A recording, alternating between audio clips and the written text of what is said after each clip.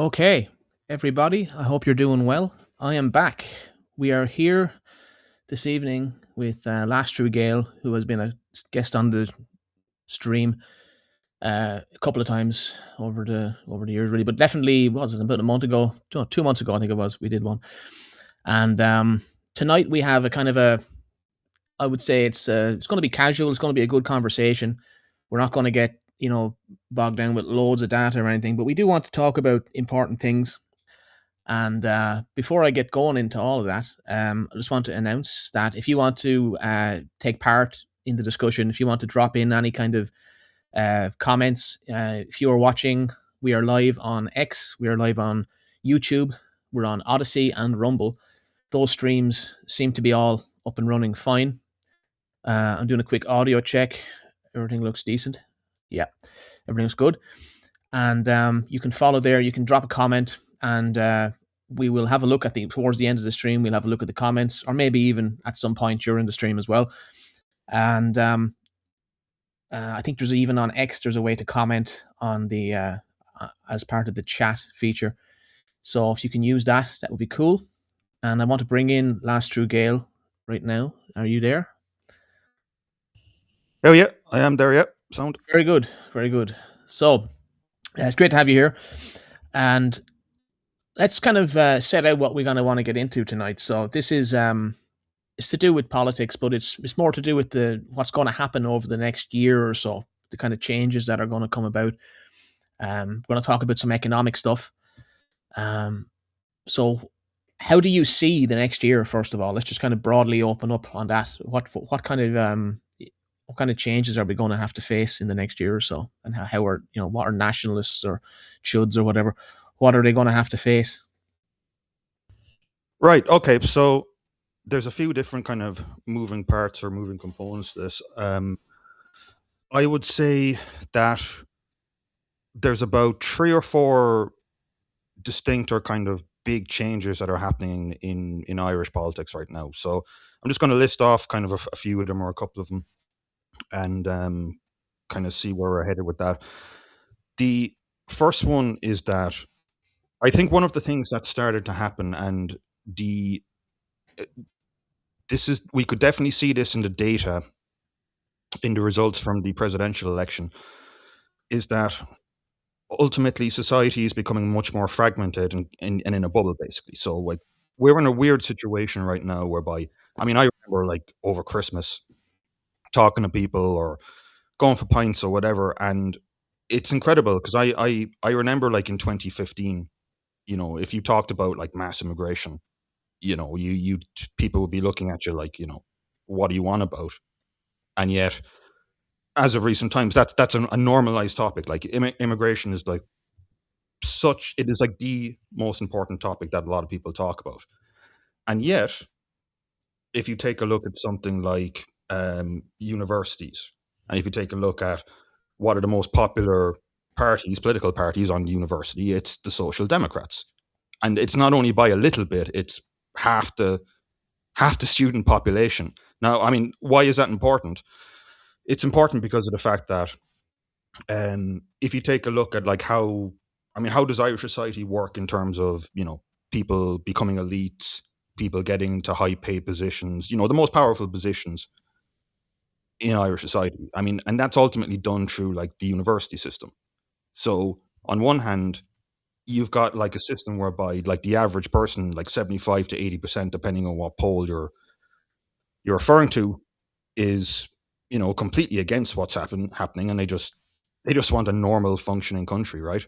But on the other hand, you've got basically this soon to be elite of people running the country who are living in a bubble and who see things completely differently, and that's going to result in a number of, I would say, kind of societal fragmentation or pressures, and it's going to result in one group acting one way and another group acting the other way.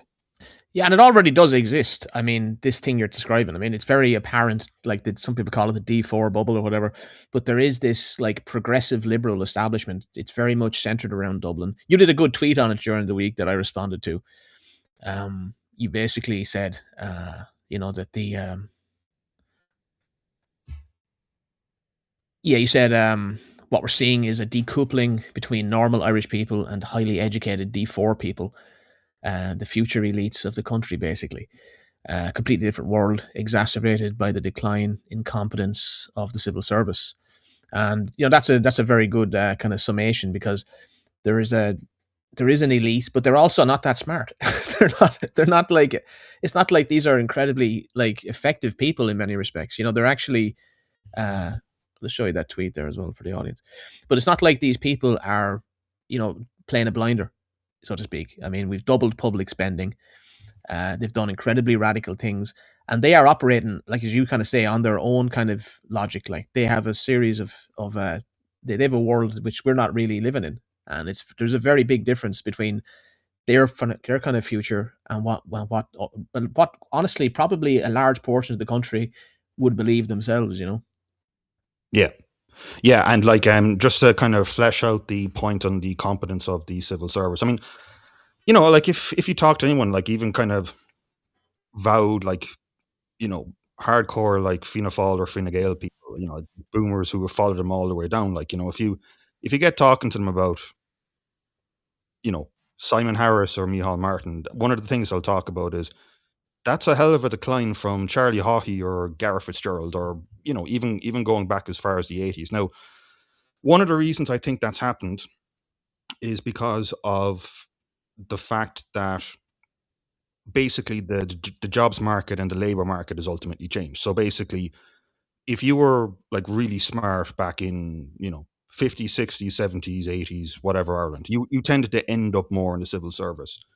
But if you take a look at things like where are kind of really, really smart people from university ending up now, they're ending up in finance, they're ending up in engineering, they're ending up being, consultancy for Deloitte and all that kind of thing, or whatever. And there's actually a lot of data on this. Like the smartest people in universities tend to be, physicists and engineers typically, and they're not getting anywhere near arguably some of the most important jobs in your society, which is your civil service.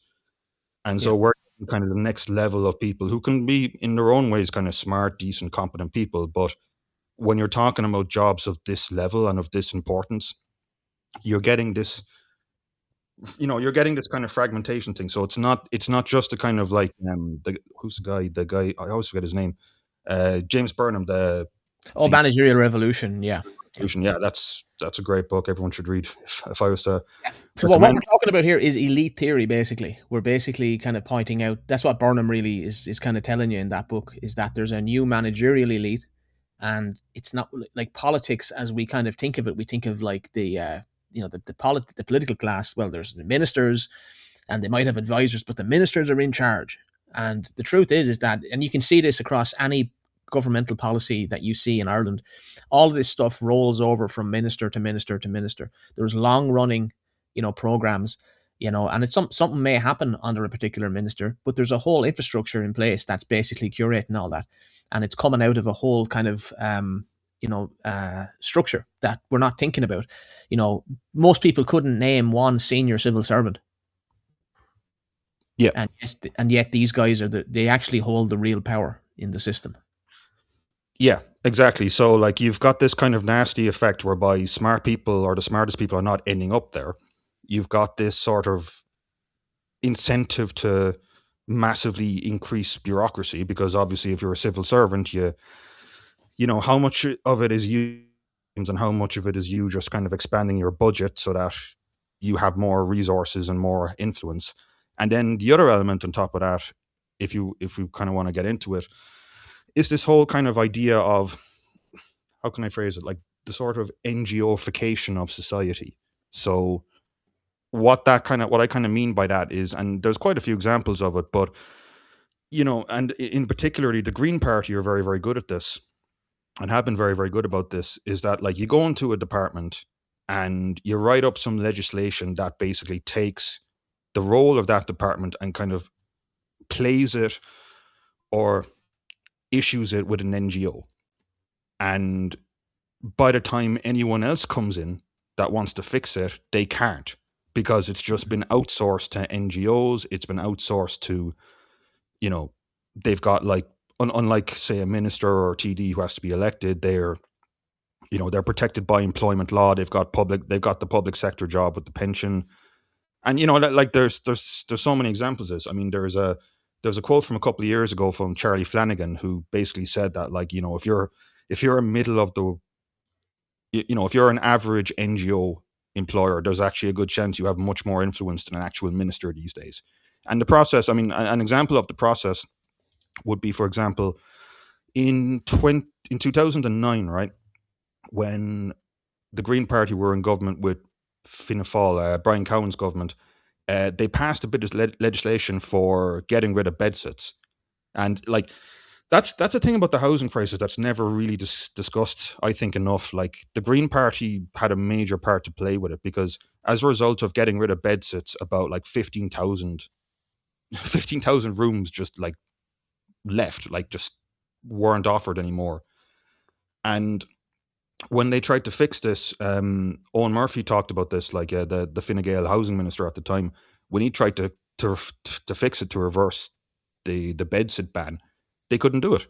They couldn't do it because Eamon Ryan had brought in all this kind of Green Party, like, the room has to be this amount, and it has to kind of reach this BER carbon standard, and it was so bureaucratized and, you know wound up with all this legislation, they couldn't do it.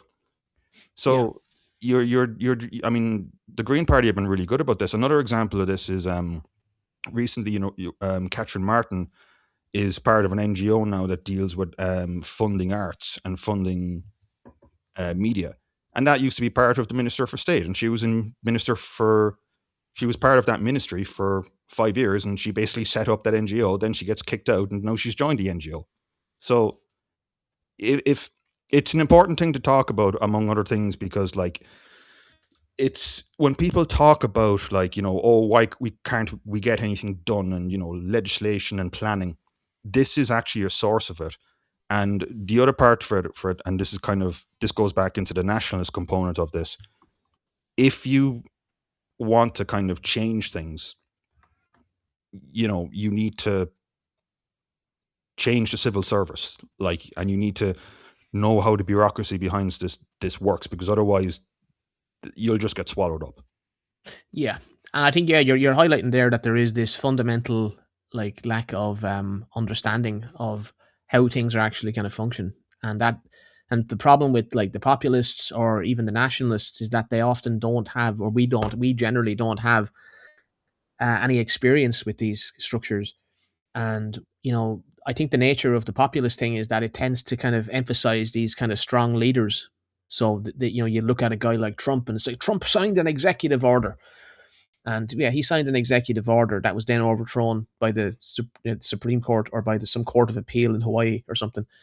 And basically, uh, there's a there's a lack of understanding of process. Basically, conservatives or right wingers are just not good with process, and progressives excel at process. They're process animals. They just thrive with bureaucracies, and they're very good at climbing them. Because there's a like if you look at the careers of a lot of these people, like, you just keep failing upwards, and even the ministers that we've had, like, we've now Simon Harris is like the minister for finance, like, and like he's just gone from a series of promotions despite no real victories in any way for the country, like, in health he became the Taoiseach, and based on what, you know just failing upwards, and because that's the process. And if you get in, you know you um you get to ride that train up, and you just keep clocking in and keep showing up and progress. And the conservatives often just don't understand how that's happening. They'll go mad about it on Twitter, but they can't really interfere with the process.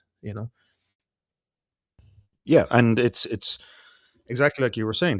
Yeah, people need to look into how is it that a guy like Simon Harris, a guy who thought there were 18 versions of COVID before COVID-19, as Minister for Health, when he said that, like, how does that happen, and why is the caliber of people that are there? So, I mean, like, from a kind of a nationalist point of view, like, if you wanted to, like, you need to do a couple of things. I mean, you mentioned delete theory there. I mean, I can mention something there, just kind of back that up or kind of like add to it, which is like, I mean, I think the kind of main thing you were kind of referencing there is like an organized minority will always beat out a disorganized majority. And just to kind of add for that, I would kind of say that like, a lot of kind of processes and work and jobs will have this system whereby 20% of people will get 80% of the result of the work. So with those two combined, you need like smart, talented, competent people to, become civil servants basically. That's and if there isn't kind of a plan for that, then you're going to get stuck pretty quickly. And Yeah, that's why, for example, I wouldn't, you take a look at, because I've been watching some of the commentary on like, reform and Nigel Farage, and apparently reform seems to be like just an absolute basket case in terms of its organization and how it's run. It's only like, I mean, we're talking about kind of like, predictions over the next year or so, but like, you know, um, one of the things I would say that like the Irish system does have in common with the British system, and it's again maybe even just to trim things down a bit more. Why do people vote, and why are they kind of supporting the parties the way that they are? And one part of it is just to basically, they're just so sick and tired of what's in there right now. They'll just, oh, the Conservatives are awful, you know, we'll vote for Keir Starmer. Oh, Keir Starmer is awful, we'll vote for Farage. So, you know, yeah. And Farage is like almost worse because in a way, it's basically Farage. There's nothing to him. Like he's not really going to do anything. He wouldn't even support like a Zionist like Tommy Robinson. He thought mm, he was too far. And yet like people are kind of pinning all these hopes on Farage. And, I mean, Farage was basically kind of put together to kind of get rid of the BNP. mm, And it's like you're still like even though there's been this revolution kind of in Britain, like they're still basically looking at, okay, you're going to have all these former Tories now in this new party, you know, uh, like what's going to change, and we've the problem in Ireland, I suppose, that we have a lot of smaller parties, but honestly, a lot of them are just in the way. Like the National Party was created 10 years ago. That's the National Party, as far as I'm concerned. Like what else do you what do you bring? What do you bring? Like that's any different? And but mainly it's that they don't want to actually deal with any of the uncomfortable stuff. So it's a yeah, lot of kind of sloppyism, a lot of like illegal immigration and whatever. And it's like, well, legal immigration is the problem, is the process, because anyone today who's described as an illegal immigrant can be made a legal immigrant purely through process. yeah, Like it really doesn't matter because like if you don't control that process, like we know the direction we're going in here. And as you were talking about the social democrats, like if that is the party of the future managerial class in Ireland, well, we want to take a good look at what they're saying right now, because from what I'm seeing, these people are unhinged. You know, yeah, yeah. And that's really a kind of an important one, because there's a bit of, I think, of a contradiction going on. And one of the contradictions that's going on here, and this is the worry that I have with a few other things as well. Just I'll bring this in. The contradiction is basically, why is it that, you know the country is, I mean, the country is becoming more right wing, for lack of a better phrase, right? Why is it that's the case? But at the same time, the Social Democrats are now one of the only about four parties in the entire state's history which have hit 10% in polls. Why is that happening? Well, okay, five: Fianna Fáil, Fine Gael, Labour. Oh yeah, and then Sinn Féin. Yeah, five. But um, and the reason being is basically people are looking around and they just go, a bit just like what's going on in the UK. Well, I'm fed up with Fianna Fáil and I'm fed up with Fine Gael. Well, I mean, this is a certain cohort of people, obviously, not everyone. And then the ones that are left standing are Sinn Féin and the Social Democrats. So, for example, I'd be very wary of, and I would disagree with anyone who kind of, or people who make the point of, oh, accelerationism, or, let's just have the multinationals just pull out left, yeah, right, and center. Because one of the things that will happen is people are not going to vote for nationalists because of that. They'll do exactly what they did with Starmer, and they'll vote for the Social Democrats and they'll vote for Sinn Féin, not because they like them, but because they're seen as kind of like the other big choice we could make that might change something, might not. you know, we're not sure yet. Which is why, like, the split with all the kind of national stuff, even the stuff with, like, Ain two and independent Ireland. I mean, you might disagree with this, but I if I had a choice between, because I obviously I don't want things to get worse, right? If I had a choice between some kind of Gombeen guy who's kind of just maybe a bit out for himself but wants to get elected again, if I had a choice between that and, you know, an ideological, smart Roger O'Gorman guy who, I mean, Roger O'Gorman's background, he's got a PhD in law, like he's a lecturer in law. Yeah. He knows the system, and He's he very knows dangerous, and much he better achieves than a lot anyone else here to from listening. his. Yeah. I would say. Um, do you want a Gombeen who will kind of maybe be a bit nimby and drag his kind of feet a bit, or do you want someone ideological like Rory Hearn who would, if he had any influence, would decimate the rest of the housing market? So that's just kind of, I think, the flag here. People need to be, I would say, careful with accelerationism or anything like that. But yeah, that's just me. Yeah, no, I think that's a good point. Like, because I know part of me feels like that sometimes, where you just want to burn it all down, kind of so to speak. But like that, you actually don't want everyone to lose their jobs. You don't actually want the multinationals all to pull out. Like, you actually just have to kind of start steering in a different direction, which is a process. It's all about process. And in my view, basically the right or the conservatives or whatever, they have to basically start thinking in those terms. We didn't get here by some radical change that happened one day or whatever. And it's not going to be undone by that either. You're going to No. have to basically work within certain parameters. And that doesn't mean that you cook out, so to speak, on immigration either. Like, I'm actually a major proponent of fairly radical change in immigration, but at the same time, you have to try and ensure, because people, like, if you actually ran on some of the more idealistic kind of things that you might like to do, we'll just clear them all out, we'll just get rid of everything. I mean, if you crash the economy, your party will just be destroyed. You will never get anywhere. You'll never get elected. You may leave the country. You'd be hated, and that's, you don't want to make people poor.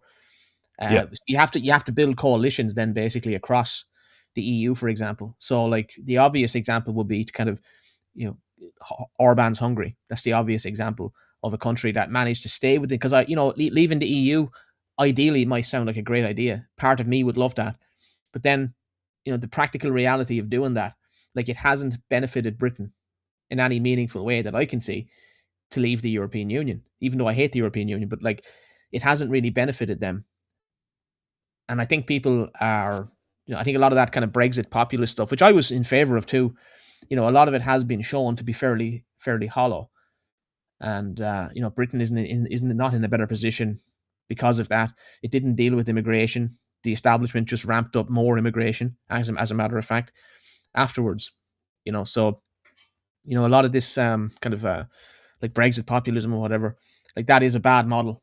And I'm just a critic of populism anyway. I don't think populism is any use, and I don't think it's going to get anywhere. Another thing is, like, linking yourself with Trumpism or Trump. Like, this is not going to get you anywhere either, in my opinion. Like, Trump can go down tomorrow; he could be gone. He could do anything. You've no control over him, or his administration, really. Just unnecessary baggage, tying yourself to that, and it doesn't have any real cachet with Irish people either. This is the truth. Like, the most you'll get from someone in Ireland is, like, kind of indifference, and mostly you'll just get visceral, like, hatred. So there's no point in doing that. But yeah, getting back to what you were kind of building up there, this kind of institutional uh, layer of society is going to be led by kind of extreme progressives for the foreseeable future, and we have to be careful of falling into the trap of the enemy of the enemy of perfect, or the enemy of good is perfect, or whatever. I think we're going to get the perfect kind of solution immediately, because we're not. It's not going to happen like that. It hasn't happened yet. No, it's not going to happen. And it's a case of then kind of just, well, yeah, I suppose kind of working with what's there. And um, what you have as well, and also just like understanding where these people are and what they're coming from. So, for example, I've shared it a few times in streams, but there is a really, and I think everyone should read it. I think it's called. I think I have it here. Um, Something about like Ireland far right or something like that. But basically, like I'll get up the title in a bit. But basically, it's by this stats guy called Kevin Cunningham. And Mm. what he did was he did something absolutely fascinating. He did these personality tests and personality type analysis of everyone who's kind of a member of all the different parties, so Fianna Fáil, Fine Gael, and so on. And the kind of filtering that I was talking about going on with, like, the way that the economy is gone, and there's smart people don't enter the civil service anymore. There's also this different personality type of people coming into it.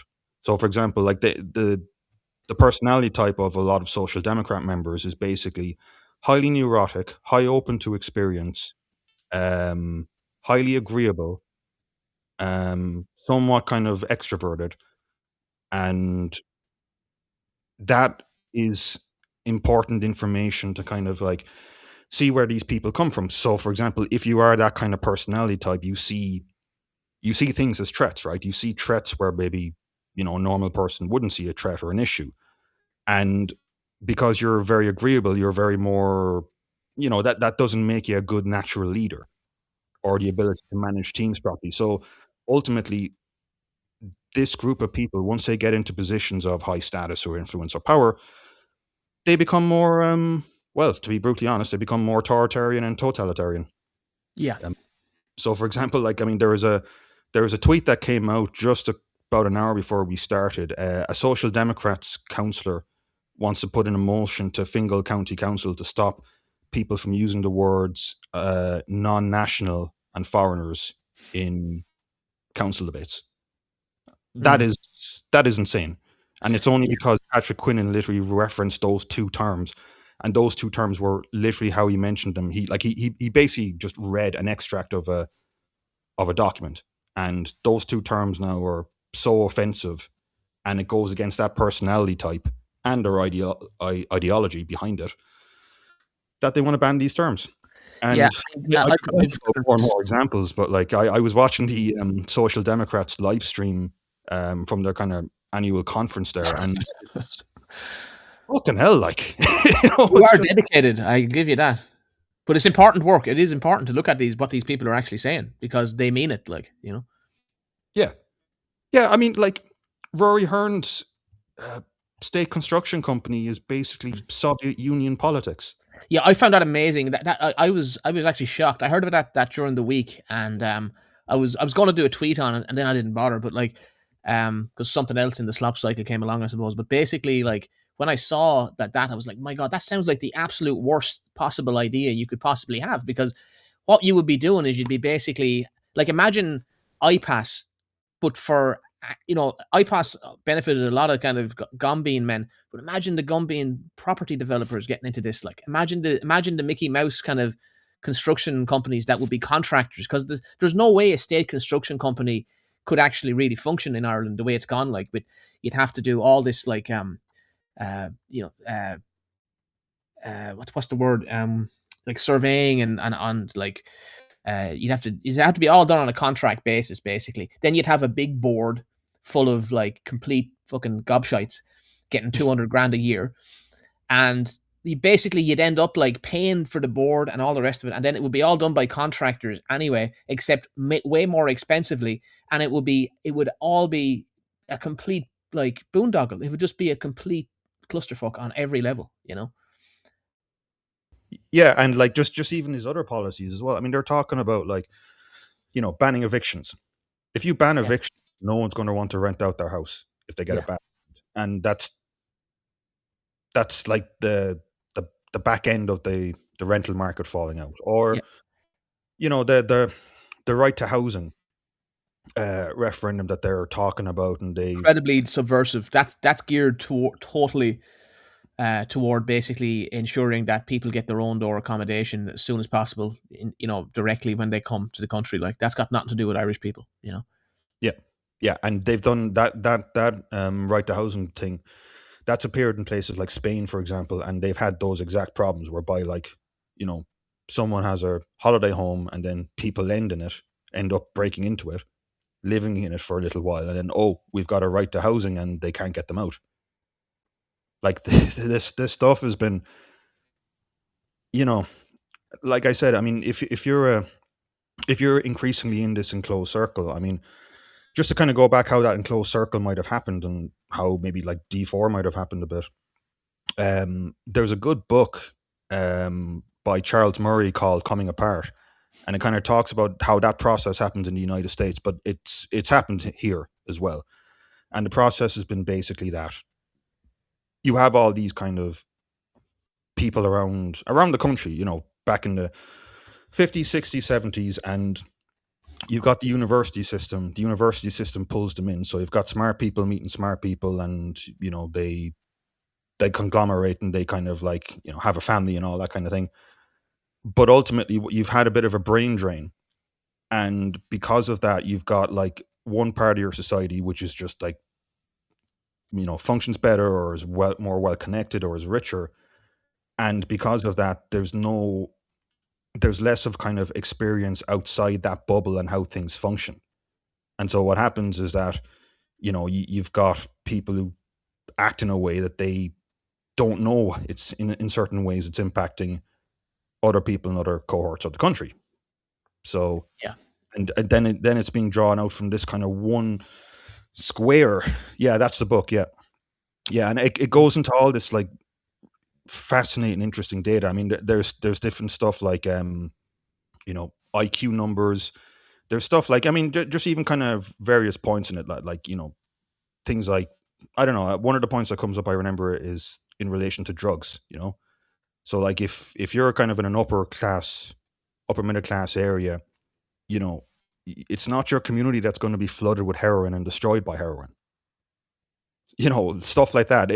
There's all these different like biases and bizarre things that have ended up being kind of cornered off in various different parts of American society, and I think that's happened with us as well. I mean, Desmond Fennell actually warned about this in the 90s, but it's basically, yeah, like, I mean, just to go back to all the way back to the start of the stream, Irish society is becoming more and more fragmented, and we've got an increasingly just, yeah, sort of mentally ill, flailing around the place, ruling class or groomed to be ruling class cohort of people. Yeah, So I that would say actually here's the I would say they're actually religiously motivated and they don't realize it. You see, I think that a lot of progressive politics is actually drawing on this intense moralism that you could call a secular Christianity or whatever. But even if it's not whatever it is, it's definitely the religious impulse. And these people in another era would have been basically, some kind of radical Protestant sect or something, like living in a commune, like, and now they run the country and they're secular and you know they're obsessed with like leveling certain things and certain issues, certain pet issues, but they're actually very disconnected, as you point out, like from kind of day to day realities. Like their lived experience is just very different. All university educated, all kind of generally upper middle class kind of upbringings, often in Dublin, sometimes not, but often in particular areas of Dublin and or maybe in Cork or something like that. But they're not really their path into power was not really circuitous. Like it's just a very much a linear progression. You go to school. Their life was kind of planned out, laid out before they were born, almost. And through their connections, they end up rising very quickly. And there's networks going on that we're not even privy to. Like a lot of the there's a lot of like inside knowledge that is not the public are not really privy to how decisions get made, how appointments get made, in the civil service, for example. So Yeah, yeah, they're disconnected from regular people's lives, and it's very dangerous. yeah, and there's loads of examples like what you were saying there. Like, I mean, that that guy who recently resigned, Keir Starmer's uh, advisor. Turns out that like his dad was involved in iPass centers and making money off that. Like things like that kind of just trickle in and across the whole system. And then, I mean, another classic example of that is, why do we not have journalists anymore, and why are the only ones that, why is it that like, John Waters or George Hook got basically kicked out, and it's this kind of perverse incentive whereby, you know, this perverse incentive whereby, you're offered this government job or a government advisor job, but the government advisement job is kind of based on, I think a lot of things like you've been talking about, kind of the Enlightenment and liberal priors and all that kind of thing, and then it just turns into like this increased thing of like just retreating into your own bubble. You don't want to face it. You don't want to face the fact that like maybe your priors or your information are wrong. So that's why you see stuff like why journalists or an academic like John O'Brien will just talk about like banning everything and making everything illegal. Yeah, it's particularly it's just, bad. it's just a case of just like making you don't want to face kind of like the issues that are at hand, and the kind of conflicts with your own kind of power, and so you kind of withdraw more and more and more, and you become a combination of being more authoritarian, and your power system becomes more brittle. And we've seen so many examples of that. I mean, for example, like I would argue that like um you know one of the differences between, say, the previous referendums and the referendums in 2024 was that like in like with something like gay marriage. I mean, obviously, like the Chuck Feeney stuff is obviously like had a huge impact, but at the same time there was some bit of a kind of a, you know we want you to believe our opinion. you know we want you, this is our sense of the truth, and we want you to believe it. Whereas if you go back to the referendums in 2024, they were kind of lying and kind of contradicting each other on like the definition of durable relationship. They wanted to get that over the line, and they were Mm. willing to just kind of flail over and just like push it through and just downright lie to deal with it. And I think that's just going to become more of a kind of a thing going forward, that like that the kind of, we're all on the same side sort of, we want you to believe what we believe. Progressivism is going to, like I said, it's just going to turn into a much more authoritarian thing, and it's going to be driven by this group of people in a bubble who are just, you know, not being used to being challenged and losing their social status.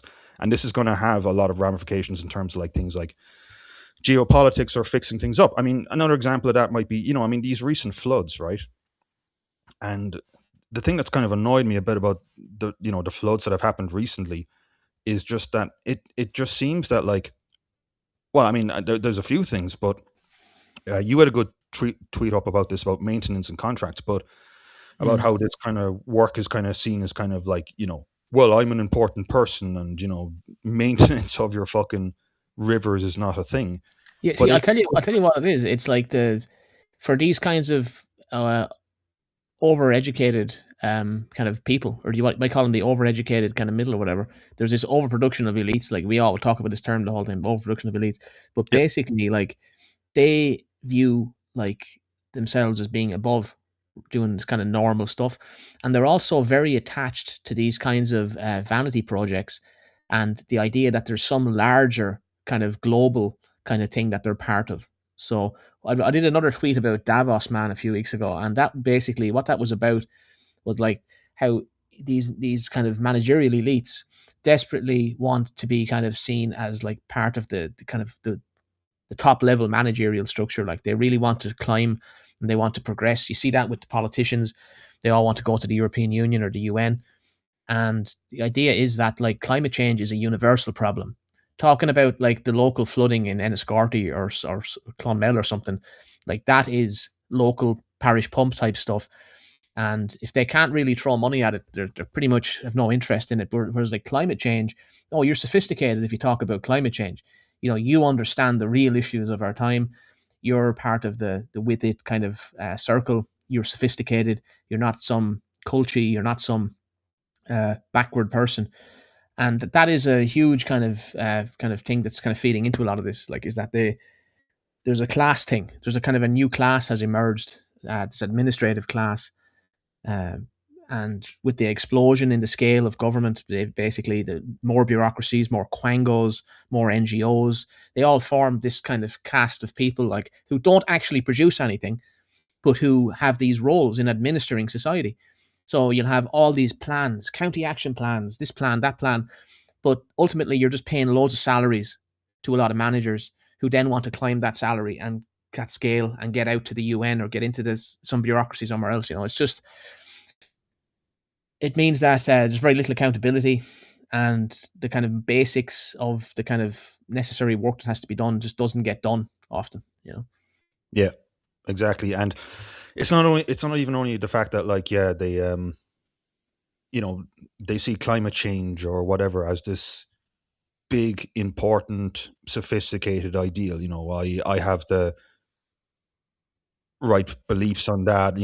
I believe that's a much more important perspective. It fills me with importance and all of that.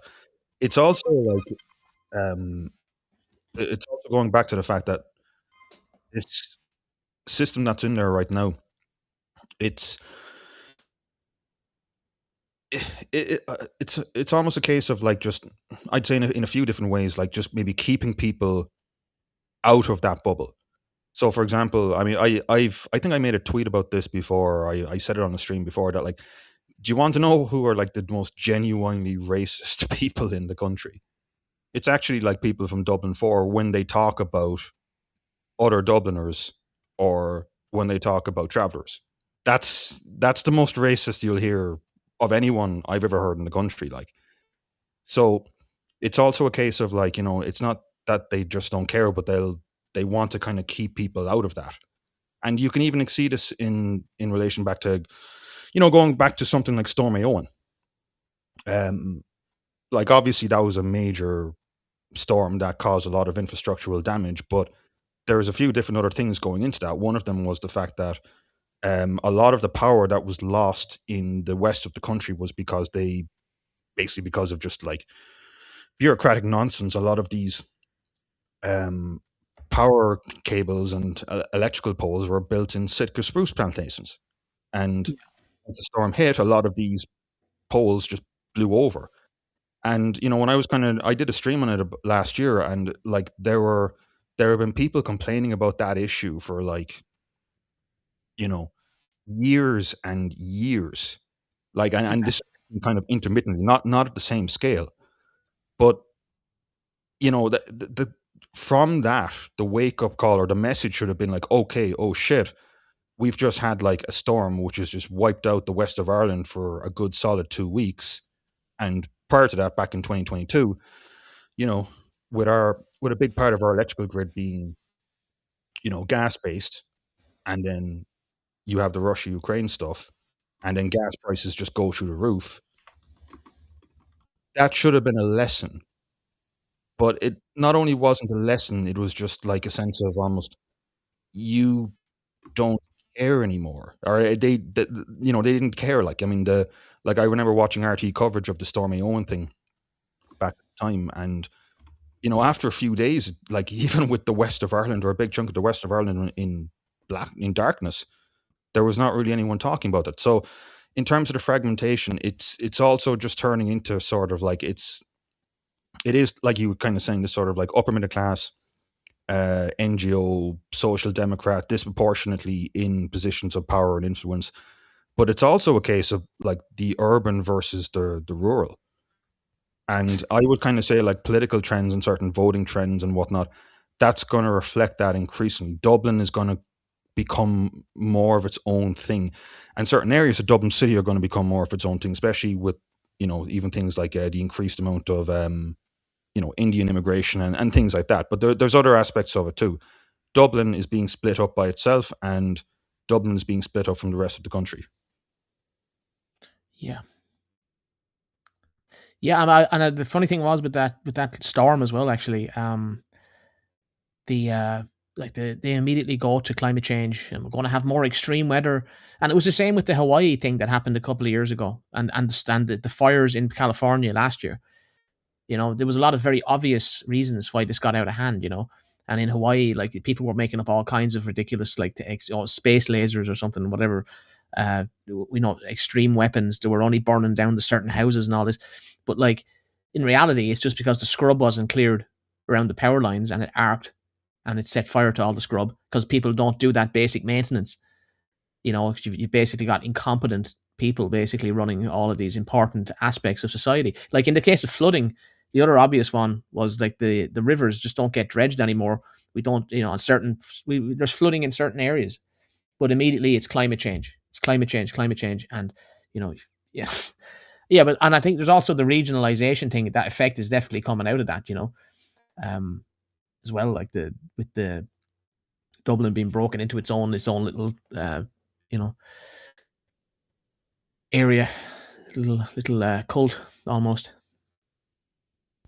Yeah, yeah, and that kind of cult or that almost kind of fragmentation, like it's happening elsewhere as well. So, I mean, I it's really fascinating to just kind of take a look at, say, what's going on with Fianna Fáil and Fine Gael, for example. I mean, the Green Party, in a sense, are just kind of like, they're your kind of, leftist activists. They get in, they get wiped out, and then there's another party like them that gets in, they get wiped out, and then there's kind of a swap back and forth. The people that weren't voting for the Green Party, they voted for the Social Democrats in the last election, for example.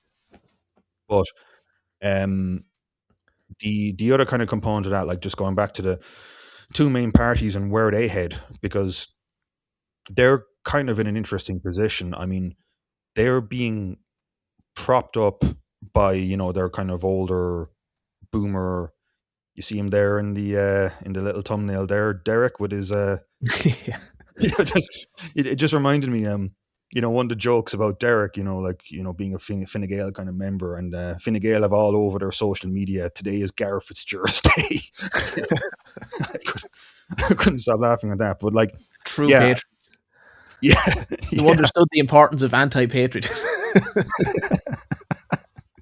But yeah, like it's just um as the way things are going, like both those parties are kind of rotting out. But the interesting thing in particular with them is, I mean, one of them is that Indians, for example, are getting much more involved, in particular with Fine Gael. I mean, one Yeah. part of that is the Varadkar connection and whatnot, and fair enough. But Yeah, then the other one, that was another point I was going to bring up as well about the like it's likely. Well, it's not likely. It is happening. Like because of the way the administrative layer or management system in Ireland is bringing in systematically diversity in, and it's not just like people say this is low skilled and whatever. Well, some of it is, but a lot of it is actually highly skilled. And this means that you're going to have like a middle class that's going to be a huge portion of it is going to be a diverse middle class that has influence, that has money. They'll be affluent.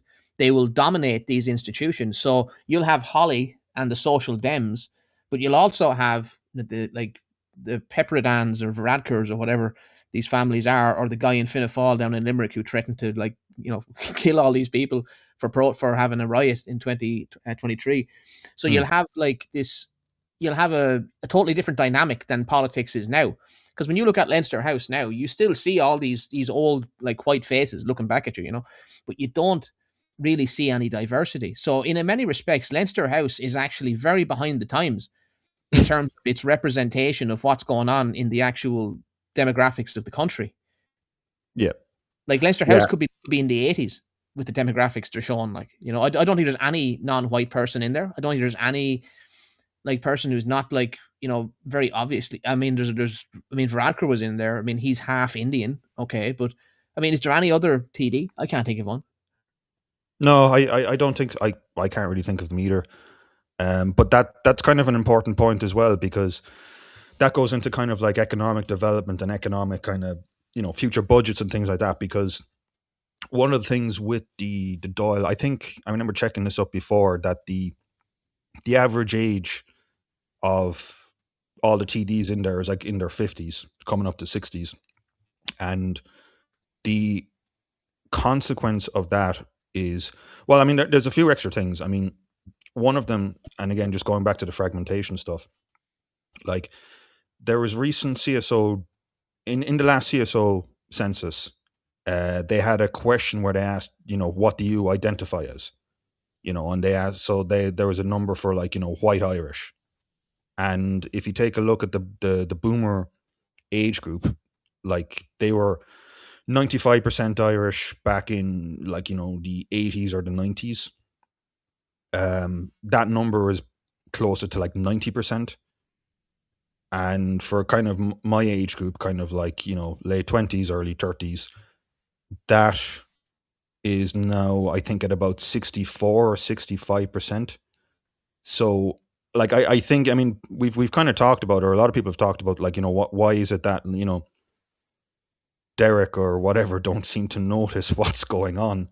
No. And the reality is, I think a big part of it is because, again, like, it hasn't happened to them. So Yeah. not only has it not happened to them, and when they're dominating in terms of like, you know, that's the age group predominantly in Leinster House, and then that's the voting block that's keeping you afloat.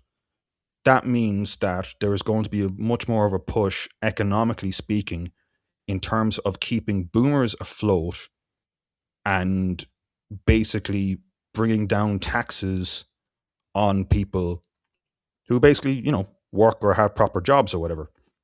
So that's the other thing I'd be kind of wary about or kind of wonder about. And it's something to kind of, I would say, kind of from a nationalist point of view to incorporate, not boomer bashing or anything like that, but just the idea or the danger, because it is happening, for example, in the United Kingdom, that we enter a sort of a tax spiral whereby Yeah. boomers are propped up, and the only way to do that is because of increased taxation and pension contributions. And then you end up with that to such a degree that, the smart, competent, or a lot of people that keep society going, they just leave. And I don't think I kind of mentioned that when I was talking about the acceleration stuff, but that's also a major danger as well. Because if your competent people leave, or a lot of competent people leave, then that's, like we're starting to notice these different systems that are not working as well anymore. That's going to be accelerated up because, you know, um, like I guarantee, for example, that some of the worst of the flooding was done because of like a handful of guys who are really good at their job, or an older boomer who's been there really good at his job. Once those people leave, Mm. and again, like you were saying, they talk about like climate change, about this being an issue. No, it's it's a resource management issue, and like you were saying that earlier post, I think you did one on the floods themselves. Like it's Yeah. sort of a cultural community issue as well. Yeah. Yeah, I mean, I just like on the kind of generational kind of divide. Like, I mean, I just put up that post that went kind of viral during the week. There was one. Well, it went, yeah, there was Derek Domino put up this video basically, and he's talking about the kind of the change in the kind of country or whatever. But I noticed that all of these people got really big responses by doing these. Like, so there's a lot of likes on this tweet by Yeah, this guy, this boomer guy. And look, I mean, I don't have anything against this guy. I'm sure he's perfectly a reasonable person. But one of the things that I notice, like, is that there is this disconnect intergenerationally, like where like these guys just do not want to kind of interfere. And there's younger people too. A lot of younger people are like this. A lot of like progressives are like this as well. And he's kind of doing the meme, like the Roman Catholic Church, the dull grey society we had now, but oppression. But I've known a lot of people who were a lot older than him when I was younger and all. And I talked to my grandmother and all. I did a tweet like that, and I basically said, like, this guy, like, is like, he's blaming a lot of his own, like, his own family's kind of behavior, and saying this represents society. But yeah, then when we talk about things that are happening right now, this is in no way representative of society. So yeah, you have this perfect thing of like his lived experience is valid and yours is fake. And like, it was so many people got into this, with me, like, as well, that they were kind of having a go at this, because it's just infuriating, because no one is saying you have to have 10 children. No one is saying you have to go back to 1951. Like, this isn't possible anyway. This is just an intangible, ridiculous scenario that no one is ever going to face. Mm. Like what we're trying to explain here is that that wealth that you have enjoyed by being born at the simply being born at the right time is going to have to come at a cost. Like we need to restructure society economically in a radical way if we're going to basically get through all of these things. Now, the establishment says this all the time, but the restructuring that they're embarking on is that, well, we're just going to replace your grandkids. We're just going to Yeah. replace them. And, boom, there you go. That it'll be grand. And of course, we have our own radical mission in that we say, no, we're not going to do that. Maybe we're going to have to like totally restructure the pension system and do some very unpopular things. But it's actually more popular to just kind of, because immigration is something that, like that you're saying, these older people, they often just don't see. The only experience they might have with it is if they go to the hospital and they're in a vulnerable position, that they'll get looked after by a diverse hospital staff. That's Yeah. about their only experience. Maybe they ride the bus, who knows. But basically, a lot of these guys are living in bungalows in rural Ireland, and they don't have the experience of like trying to rent a house in Dublin and having no money, and not being able to get a job outside of Dublin and having to commute like 2 hours, and you still can't afford a house because even North Wexford is off your your pricing now at this point. So Mm. they just don't have the lived experience of that, and a lot of it is that they just don't want to have that experience. There's a very to me there's a very uncharitable kind of snarky attitude that comes with this. And that's what drives people mad. Like I could do a whole 3 hours talking about the boomer question, but like the point is that there is this attitude that came in with that generation that was very dismissive of everything that came before, and they always try and paint like they had the worst time of it, and it's like, well, my grandmother had a much worse time, and she loved our country. She had a far harder life, Yeah. more poverty. You got your, like, a lot of these guys, like, they got to go to college really affordably. There was mass third level education since the 60s. And so a lot of the boomers that I know that are really cool, they actually understand that because they didn't have the benefit of going to college or anything. So they didn't get any of that college propaganda. They didn't buy into the people who buy into the kind of liberal media the most are the educated. They're the ones who spend their time in college and then they go straight into the civil service or in a nice, comfortable job. And they don't have the experience of being cynical of these things. So this guy is raised on mass media, Mm. and his attitude is just like, you're just repeating mass liberal media to me. But he can't see like that. There's a younger generation coming along, and in effect, you are stealing from them the opportunity to grow up in a homogenous, safe, culturally uh, advanced society, because multiculturalism is also bringing less sophistication. You've less trust, less social trust, all of these things. And these kinds of derricks or whatever, like they're just not going to pass that on. And I think that's so selfish. It's just so fucking selfish. you know Yeah. Yeah. And that's going to be, I mean, the thing is with that as well, and which is going to be a major thing coming up over the next couple of years or few years, is the relationship, I would say, between number one, housing and the price of housing. Number two, in particular, the the fact that, I mean, I did a stream on this a while ago, that basically Irish the Irish housing market is being increasingly propped up by purchases or buyers from India.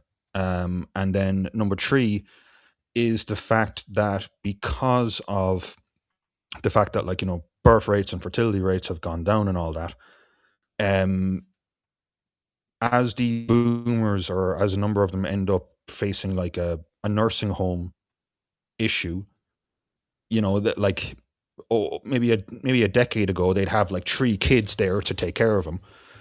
Now they might only have one or two, and those one or two in real wage terms are often going to be a lot poorer. So then you end up in this thing, like, which, and again, it's going to become a much bigger issue. And I I haven't really seen many people. I think there's a guy, Christian Morris, he's mentioned it before. The Fair Mhm. Deal scheme. Oh yeah, Um, it's read that's about going to that. become a major issue, and it's going to become a major voting issue, and it's going to become a major issue for, in particular, I would say it's going to start off with millennials as well.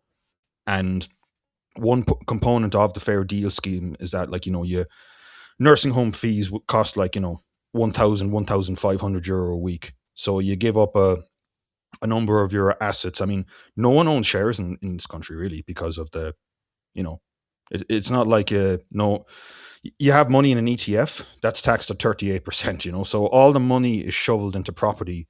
And in terms of things like this, there will be more of an incentive to keep the property prices high, because the higher your property is, and if you if you have to kind of sell it for, nursing home reasons, the more money you'll be able to pocket or give to your, children or grandchildren, or whatever. So between all of those, right now, like, the housing market is, there's a real genuine incentive to keep prices increasing and going up for a lot of people. And that's not even discount or getting into the fact that, like, yeah, I mean, housing commencements, I think, even though there was an increase there was about 36,000 houses built last year, housing commencements collapsed last year.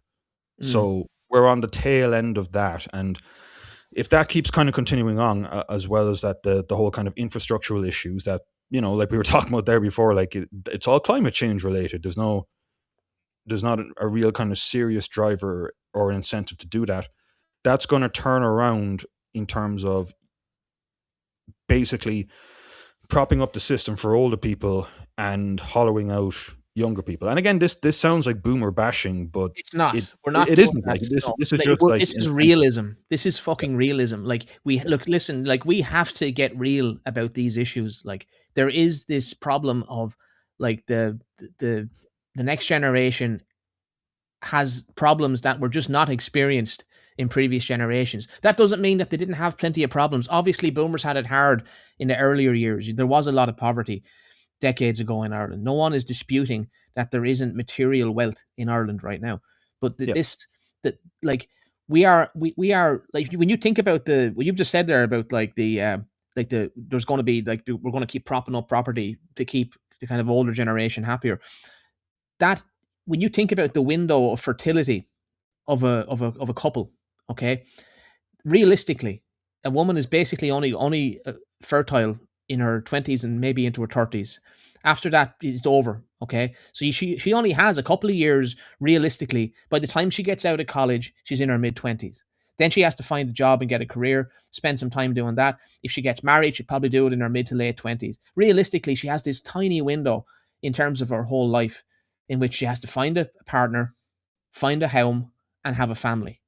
And if that window is basically fucked with for a couple of years, like it is currently being, okay, that means that a lot of people who would have families and children are putting off doing so. And they will not have as many children, or some of them will not have any children. They will not form relationships. That affects the community. Okay, so if a nurse and a guard get married in rural Ireland, okay, they have a stable career, they can have a family, and they have a home, and they can support. They're probably living near some of their parents. There's just all of these things are in place. I did a tweet like that during the week as well. And basically, this is what I'm saying, is that it's not just like that, okay, the elderly are taking money from the young. It's that if society doesn't emphasize its young people, then you're failing them, and you're failing to reproduce your society. And this is why they're so aggressive in promoting immigration, because they don't want to address the real problem, which is first of all, they've bankrupted the country, and they've pursued radical economic liberalism and liberalization, and they have taken all of the costs and they have spread the costs to particular categories of people.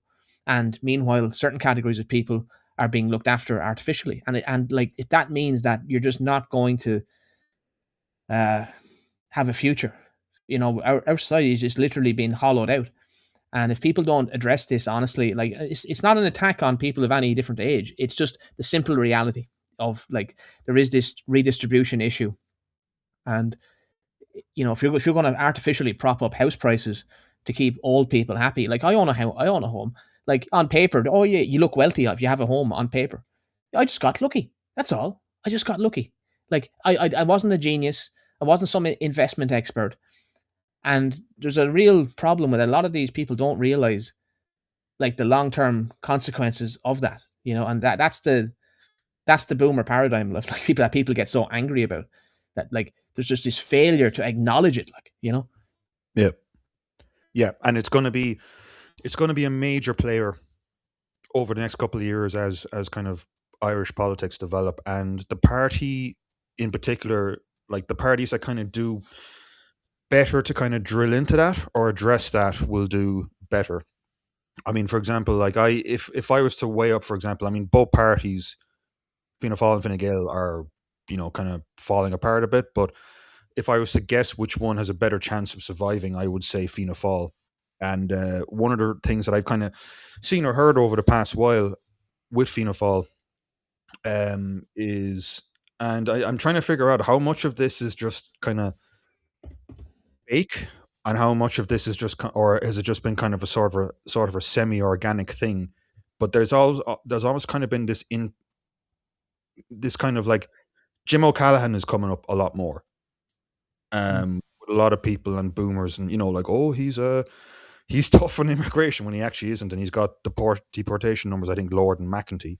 Yeah, Um, but you know, that in terms of like, because I mean, we can talk about like what exactly Micheál Martin did to Fianna Fáil, like in terms of like the influence he had in the party, but um, yeah, I mean, because the next part of this as well, in addition to just kind of keeping the boomer vote propped up, is basically the idea, like you were saying before about Farage and UKIP.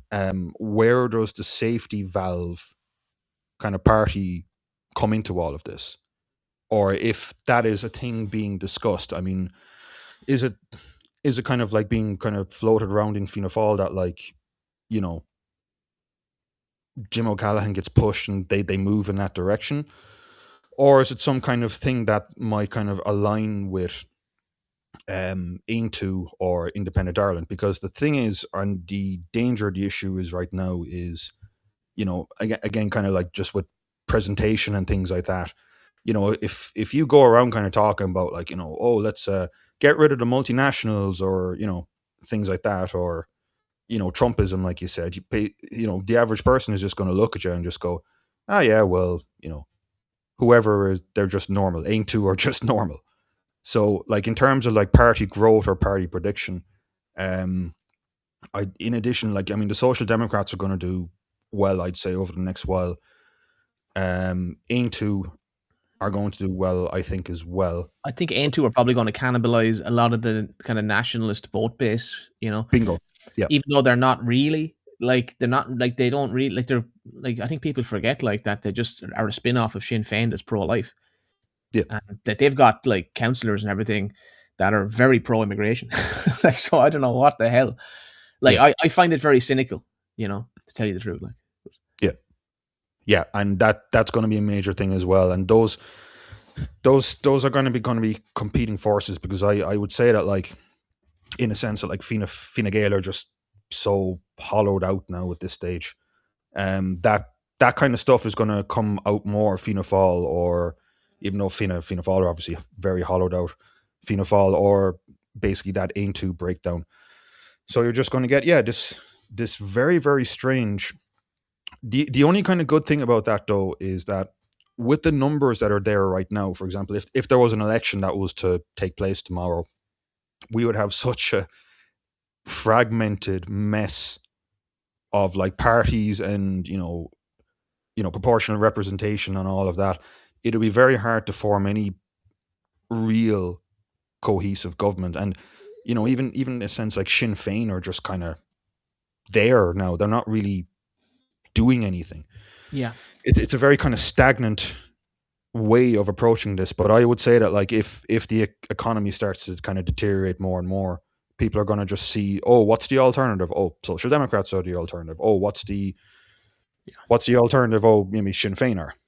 It's a case of like not even necessarily being ideological, although you should have a moral foundation, set of beliefs and whatnot, obviously. But it's kind of like, who is the guy who looks like he could be second, and that's because I think that might end up being kind of, I might muddle up people or confuse people. Like, why are things going more? Why are people more kind of nationalist or whatever? And social democrats are growing or still growing. Yeah. Yeah, and look, it's that kind of that university educated kind of class.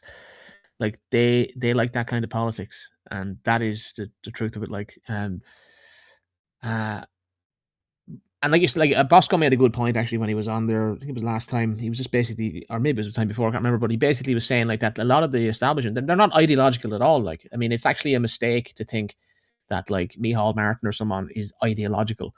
Like these guys are just like they're like mollusks or something like that. Just survive like any kind of situation. Like he just sits on a rock and just clings for dear life to whatever the way the tide is blown. So like although the social democrat, and that's why they are very easily kind of led by ideologues.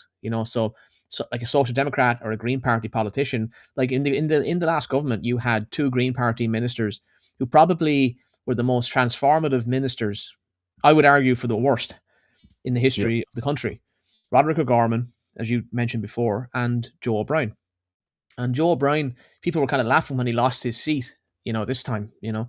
But the truth is that he actually probably has a more important job now at the ICCL. yeah, He is spearheading so much of this attack on through the ICCL, through on free speech. And yeah, they're getting they have all kinds of like things going on, all kinds of projects. They're internationally, uh, you know, networked. And when he loses his position as a minister, it doesn't matter because the minister that came after him is doing the exact same things anyway. Brophy. It's mm, all. It's all just keeps going. Like these guys are very good at, like you say, setting these things up, and the Gombian men come in and they don't give a shit. They don't care what he yeah, set up. They'll just keep going because when you think about it, what incentive is there for a minister like that who's coming in, a kind of Fianna Fáil or Fine Gael type minister who doesn't really have any particular motivation? He's got his whatever the obscene ministerial salary, like he'll get his pension. He doesn't give a fuck. He doesn't have to give a fuck. Like no one in the media is going to call out Brophy for keeping going with the same agenda of Joe O'Brien, or whatever it is, or O'Gorman. Uh, he would get a lot of hassle for himself if he was to start changing course. mm, Immediately, all the NGOs are on his back. They're basically one and the same with the public sector trade unions. They're all integrated with the Quangos. It's that class of people. He could be taken out within a couple of days, yeah, manufacturing outrage, you know. And that's the really Ireland is very hegemonic. That's what's really scary about Ireland right now is that people go on about how bad it was, how hegemonic and like the Catholic Church was in the 50s or something. I mean, can you not see how hegemonic it is now? yeah, How radical, how like radicals are able to basically lead Gombian men, so easily. Like we've done such radical things here, and for what benefit? Like, I mean, I'm looking at like people my age. So many of them emigrated already. They had families abroad or whatever. Like, are we going to keep doing this? Like, just like, and that's what you're supporting economically. When they say the government has increased spending by a factor of two, by twice, they doubled public spending yeah, in the space of a decade. Like, what is that money actually being spent on? Well, it's supporting this class of person. Like they're getting nice salaries and artificial jobs are created for this class of people. And that's what you have. So all you can see in these reports, like we did the Future 40 reports, all you have is people reciting climate change and all these kinds of, middle class kind of trendy issues. And yet nothing materially is going to change. yeah, yeah. And the hegemony thing, like that's really kind of an important one to kind of talk about or discuss, because there's been a lot of the way they talk about why hasn't there been a populist movement in Ireland, or a far Yeah. right in Ireland, and there's a few reasons for that. I mean, one of them I think is basically we had post crash we had a brain drain. I mean, Mm. like the population numbers have us down like 100,000 people. Something no, I did the numbers before. Something like 135,000 Irish people just gone during that decade. But then and then there's obviously like the whole kind of Sinn Féin kind of like taking up a part of that. But like with the kind of hegemony thing, that's a real thing as well because you can say what you want about the UK, but you know they do have kind of alternatives or an alternative. Like they have things like GB News or yeah, you got people like Peter Hitchens now and again who can be pretty good at certain things. You've got some things, or you've got like maybe the odd Tory here and there who'd be kind of you know somewhat okay, maybe. Here it's just like it's that Dublin four class. It's that if you disagree with any of that, well, you're just completely shut out. And if you're shut out, then like what's happened over the past few years is that a lot of or increasingly a percentage of people just end up going abroad basically. And it's kind of just like the Dublin four thing. I maybe it's a bit cringy kind of going on about it, but it's just such an important kind of like component on how Ireland is and it works. It's not just the kind of like you know Goys or Ross O'Carroll Kelly stuff. There's actually like a real thing there, and it did come from somewhere. Yeah, And if you look at the way they were like, if you look at what happened, like I always say that our whole problem here hinges on the great financial crash, basically.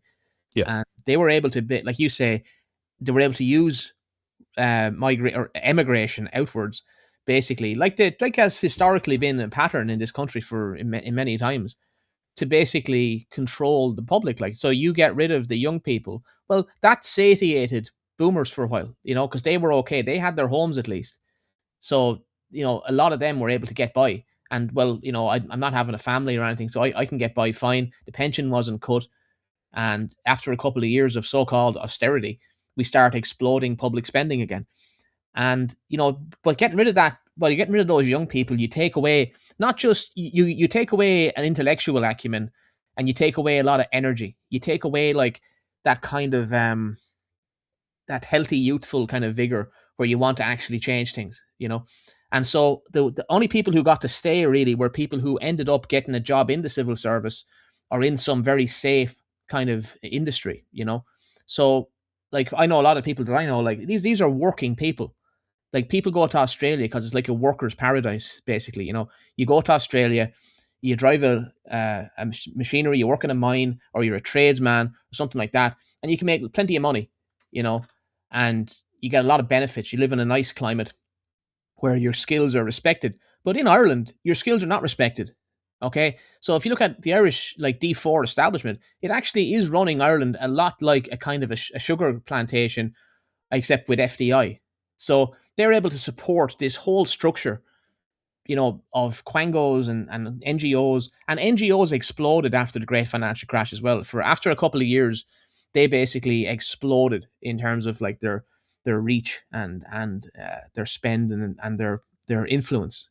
So they had a good recession ultimately, like, and that is the social democrat profile.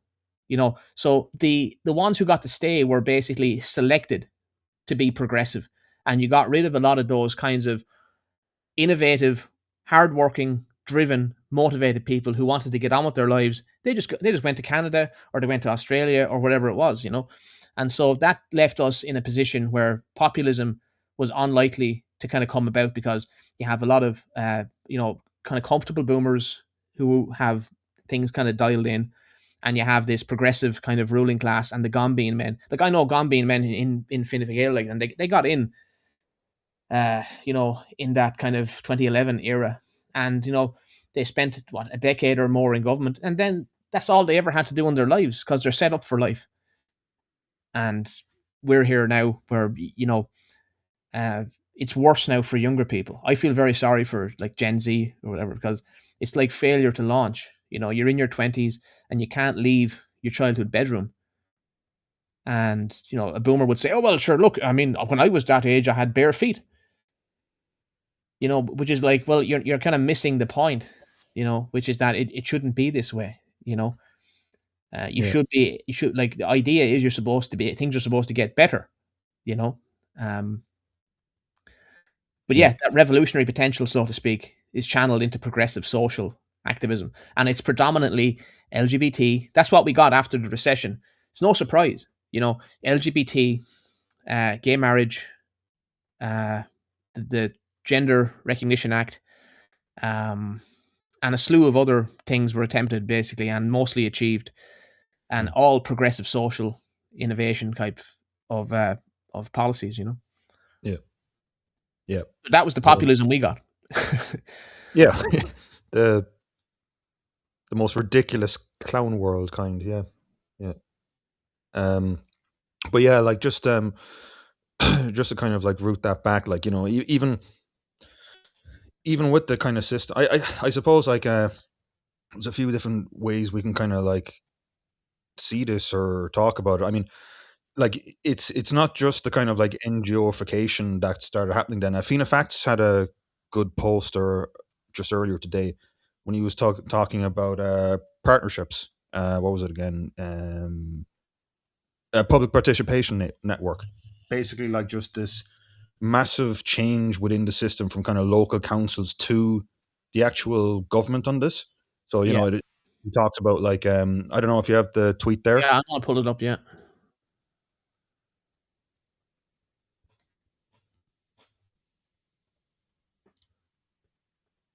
Yeah, that one there. That's a fantastic thing because I think this is one thing we would both agree on. But like you really do need to kind of understand how the system works on the top end, whether it's the open government partnership and various affiliated kind of issues or projects with that, and then from a kind of a up to down and then down to up. And this is also kind of a major part of the puzzle, especially because there was a number of different acts. The Local Government Act, I think, of 2014, which just changed the entire structure of this. And some of the numbers or issues he has here is absolutely crazy. I mean, like yeah. the Will I idea. read this out? Will I read it out? Yeah, yeah, go for it. Yeah, yeah, I'll just quickly read it out just to give people who are just listening. So this is Fianna Fact. He's got a great account. I recommend people follow. He does a lot of this analysis of data. Basically, he's all data based, and he studies like these different you know uh, documents and things that are published, and he tries to kind of use kind of intelligent kind of tools to basically analyze them and to derive insights into how certain structures or political structures, local government structures are kind of operating. And so here's one of his tweets just from today there, 5 o'clock. He says, reminder, most of Ireland's current problems stem from a deep structural imbalance in local representation within the local participation network system. It's called the PPN system. And it's a term you should definitely become familiar with, PPN, public participation networks. So it says the two pillars are basically social inclusion, focused on refugees, migrants, LGBT groups, and related advocacy issues, and environment, focused on environmental issues. And these represent a relatively small share of groups, roughly 10 to 15% overall. Out of 24,000 registered PPN groups nationwide, that equates to roughly 2,400 to 3,600 organizations. Yet together they account for around two-thirds of representation and influence at local level. So two-thirds of the influence at local level through these PPNs is represented by these kinds of groups, which is insane because that means you have a total majority. The community pillar, which includes the majority of organisations such as sports clubs, residents' associations, tidy towns, and local volunteer groups, represents roughly 80% of groups, or about 19,000 organisations, but holds only about one third of representation.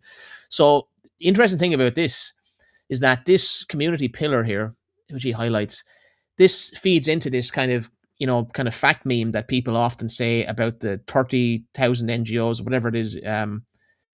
What's the number they always say? However, there's like this meme going around. It's like, oh my god, there's like 36 million on NGOs, but most of them are just these kinds of clubs and things. They're not actually subversive at all. yeah, But these ones only have a tiny portion relative to their size of the representation. So you have to narrow it down. So Fianna Fáil is good at drilling into these two kind of this structure and kind of being able to show you basically, well, this is where the actual power is.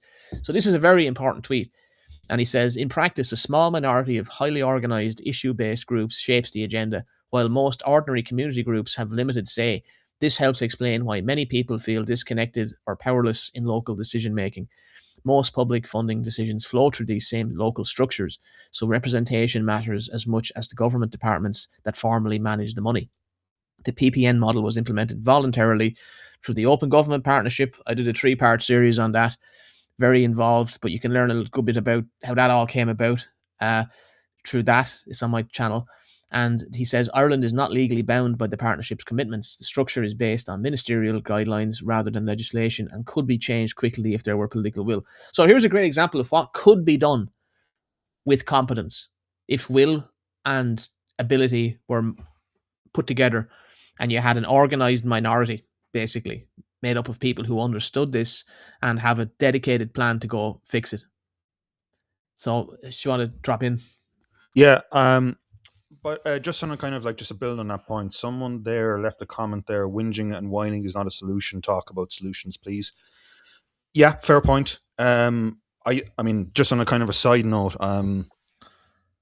sometimes this kind of, you know, at least from kind of, from my perspective anyway, there's kind of a fine line between like, talking about like what the issues are and just, you know, being demoralizing and depressing. So I mean, that's a fair point. But yeah, solutions. Like, Fianna Fáil has there in terms of like just like the open government partnership and just kind of dismantling it through legislation and will. The solution to a lot of this stuff, I would say, is basically, if at all possible, is try and get to a place whereby, if at all possible, basically like the civil service, in a sense, uh, becomes more powerful and becomes more accountable. Um, so basically, like you end up with a system whereby you come in, you don't end up in a system whereby like someone is just there because he knows someone or someone likes him and he has a job for life. You basically have an accountable system whereby ministers are accountable to the actual, Taoiseach. The minister is responsible for hiring and keeping these people in place and bringing these people up and down in all these different levels. And if they have commitments, they have goals, they have outcomes, to things to achieve. And if they don't achieve them, they get fired or they get demoted or whatever. Yeah. So like that kind of system. And then the second thing is to kind of debug or get rid of and un-NGOify everything as much as possible, because like I have an article here, I forgot to share it earlier in the stream, but it's one of the guys from Stripe talking about like how it's much harder to get things done, whereas like in the 70s or the 80s, you know whether it's Fine Gael or whether it was Charlie Haughey or whatever, like it was easy to build stuff. And the reason being, it was because these structures that was more the makeup of them. It was made up of more competent people who could actually like, they were free of all this kind of red tape and they Yeah. could just build shit and get it done. Whereas now, like if you're, I mean, back in the, again, I'm not necessarily advocating, a credit bubble or whatever, but like during the Celtic Tiger, we were able to build like 80, 90,000 houses Yeah. that every year. Now we can only build about 30,000 to Yeah. 35,000. And that speaks to the kind of people who've been emigrated. Yeah. Because a lot of those people would have been building houses in Ireland, and they're not, anymore. But like just to speak to that point, like that is yeah. It's like that commenter, like he's kind of doing the thing of like, well, you have to have solutions, but you have to have proper analysis to have proper solutions. Yeah. Don't assume simply because someone says they're going to do something that they actually have the right answer. Yeah. Like this is actually very important. I push back on that comment a little bit. Not no, you. Thanks for watching. I appreciate it, but I do think that people often kind of demand a solution, and the trouble is that someone who's not competent will offer you a solution that cannot be done or that is unviable. So some people will say we have to leave the European Union. Well, if you leave the European Union, there will be huge consequences to that, and you will alienate huge amounts of people, and you will lose control. For example, just to give you one example. So, for example, the people who were saying we should leave the European Union in Britain, for example, in Brexit, well, that didn't really turn out to have any knock-on benefit, because you didn't lower immigration, which is one of the great unspoken causes of the referendum in the first place.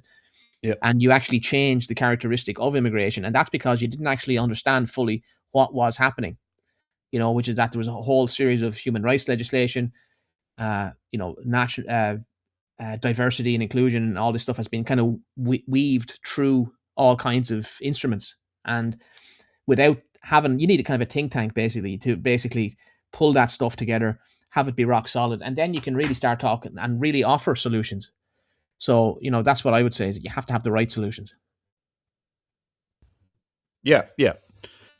No, I'd agree with all that. Yeah, and the other kind of part of it, like, is this kind of like ECHR stuff, and understanding or trying to get more of a grasp of basically the law, and not in a kind of a free man of land style way. I mean, like the actual human rights activist kind of law behind a lot of this.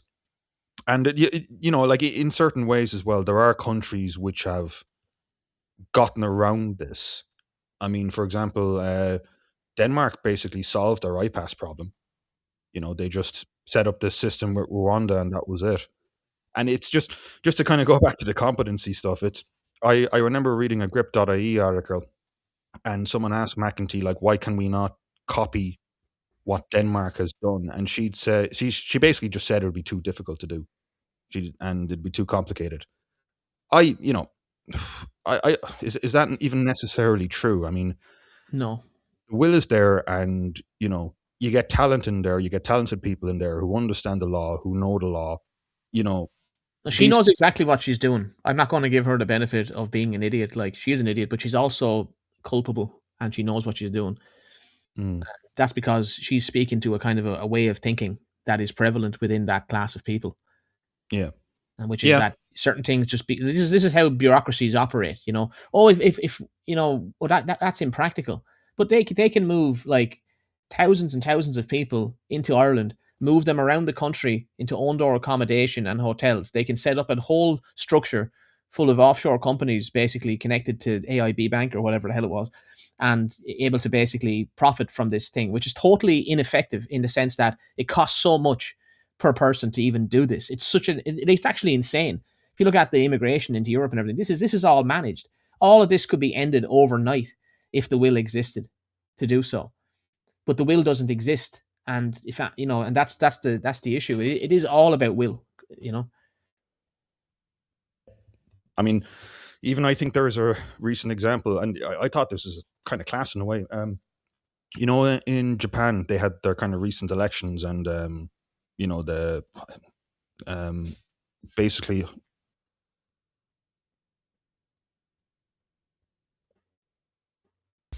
Yeah, sorry, I kind of went dead there for a second. I think my internet fell out.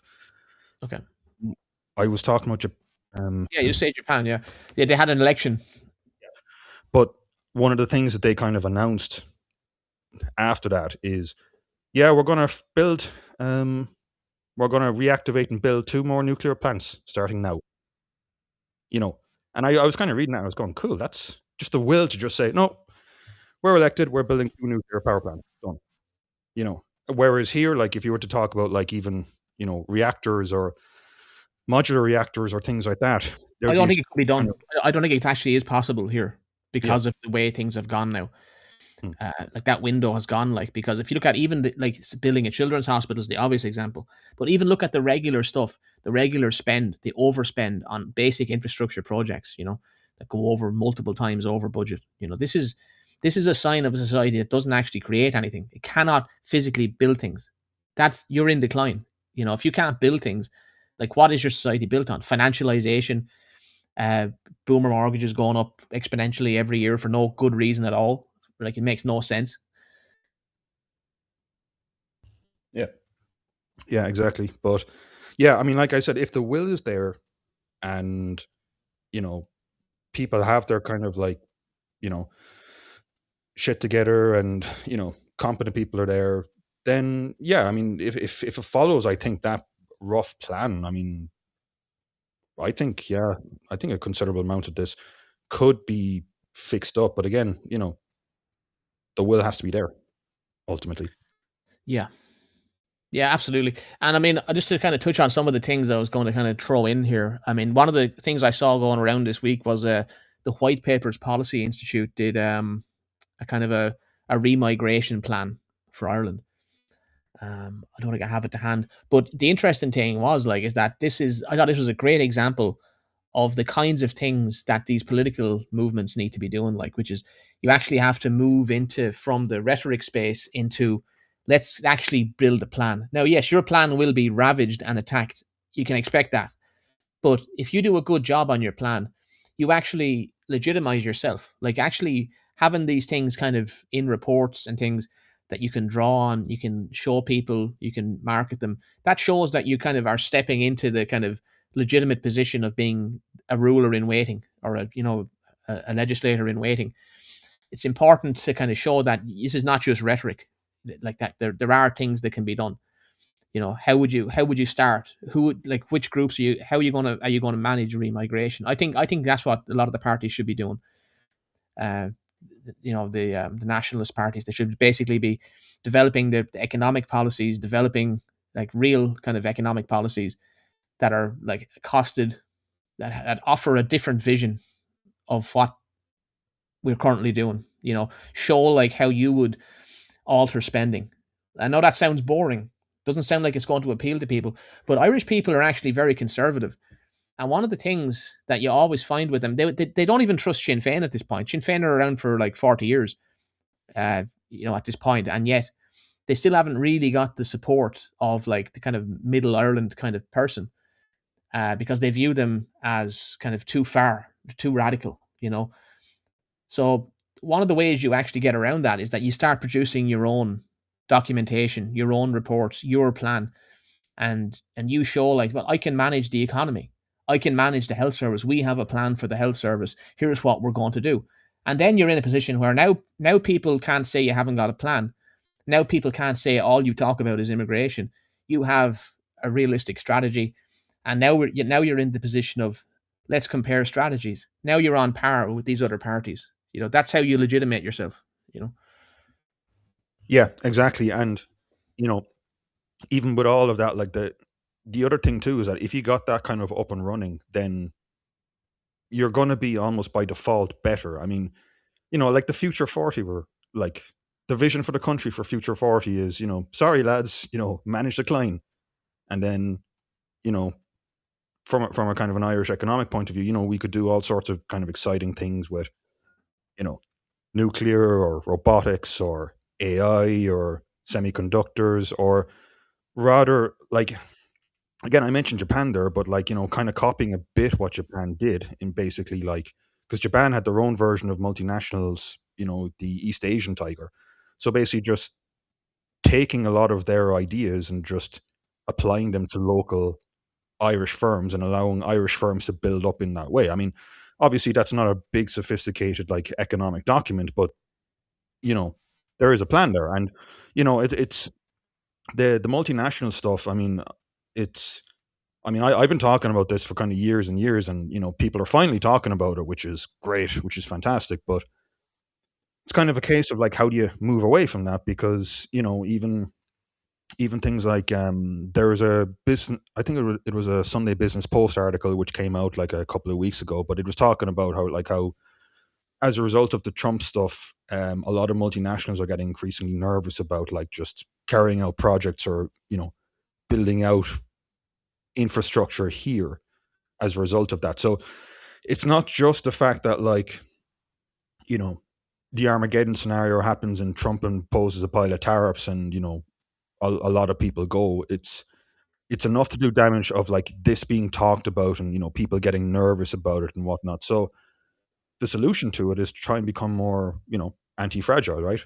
To Yeah. build an economic system which becomes more resilient. And that's also, for example, with me, like why the energy stuff is so important, because like if you want to build anything in an economy, you need energy, and if you've got cheap energy, that makes the incentive to like start a business or whatever much much higher. And again, because of like Green Party stuff, a lot of that has been thrown to the wayside. But yeah, I completely agree in terms of like just research, documentation. This is how it works. This is how the system works. Here's our vision.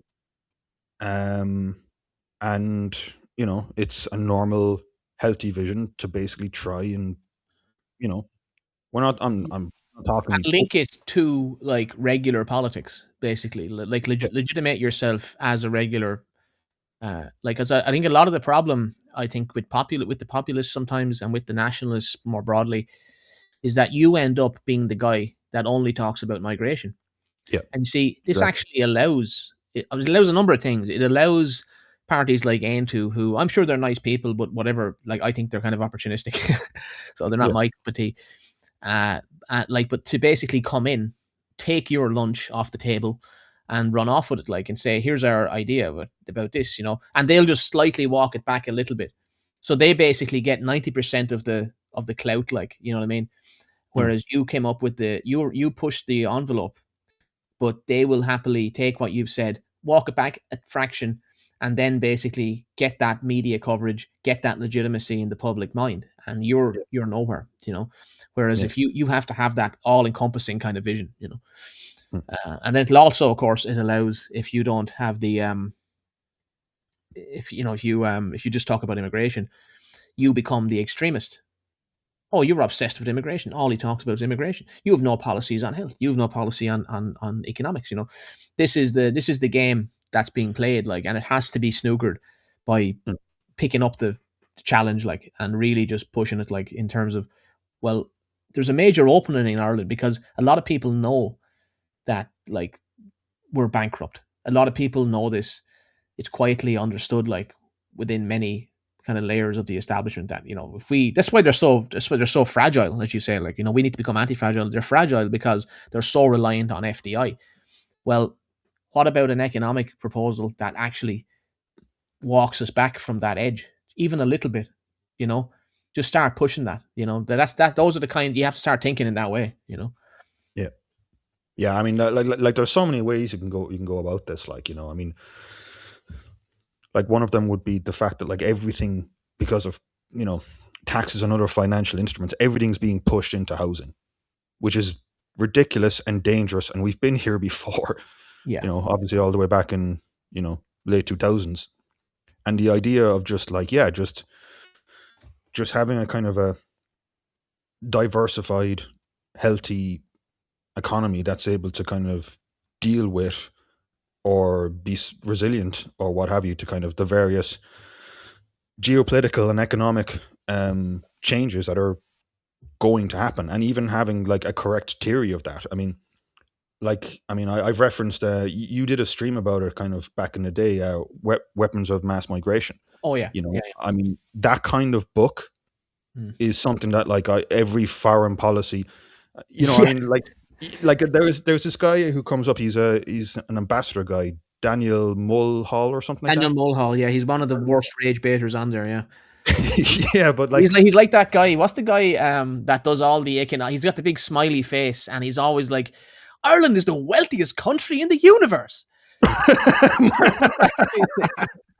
yeah, Mark Henry, I think. Yeah, Mark yeah, Henry. Oh god. Oh god. But he's so happy. He actually makes me smile. So yeah, I don't mute him because I feel like he's just so. I think he genuinely is just a happy person, and I want to be friends, like, so I don't block him. But, like, yeah. with Mulhall, I kind of have a more cynical thing where I think he's quite cynical in some of his takes, like, and I think he very much kind of is a creature of power, you know. But yeah, the point you're making is a good one. Like, big go ahead there. Sorry, but Mulhall now, yeah.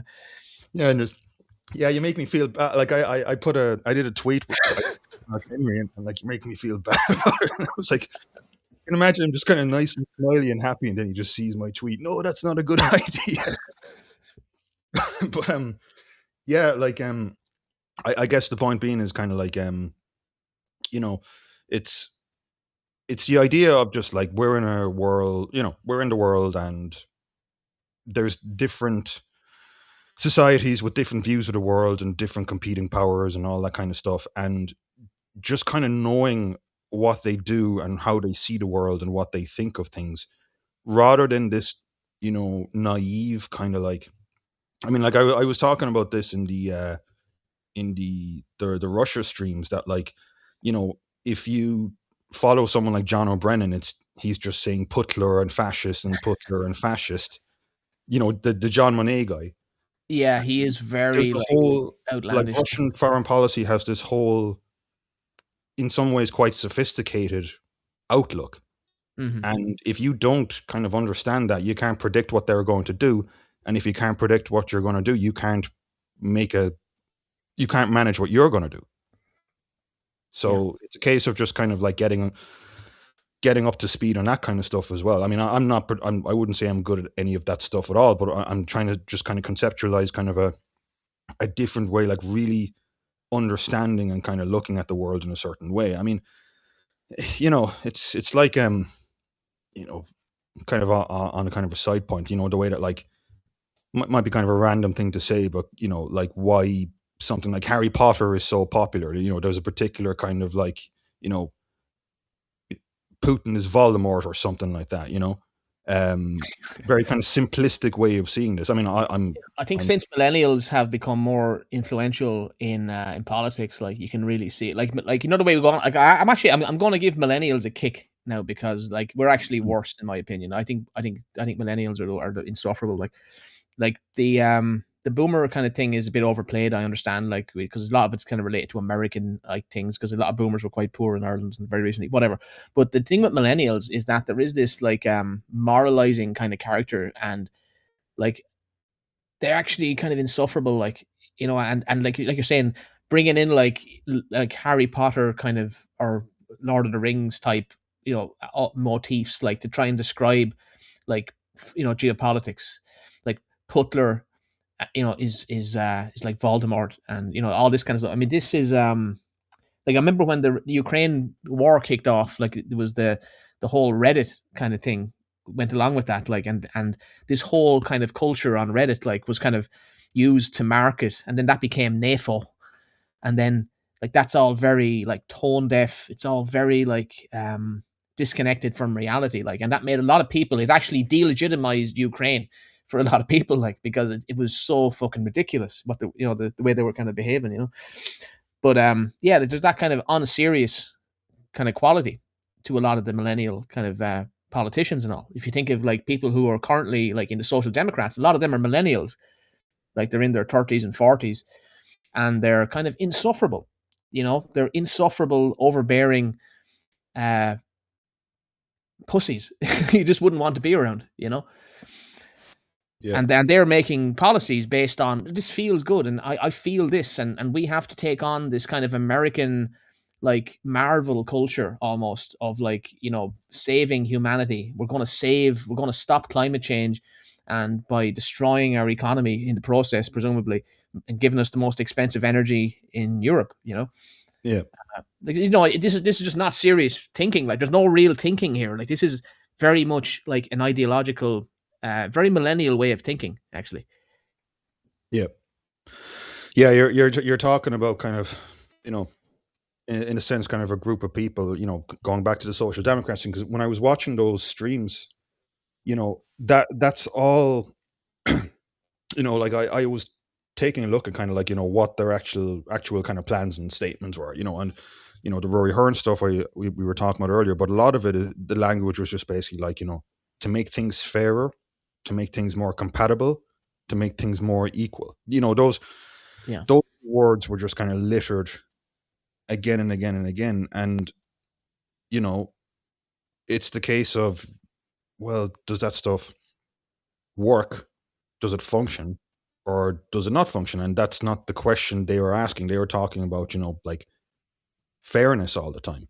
And that goes back to the kind of personality type thing I was talking about before. I mean, that's actually maybe another kind of quick thing we can talk about. mhm, Idea that like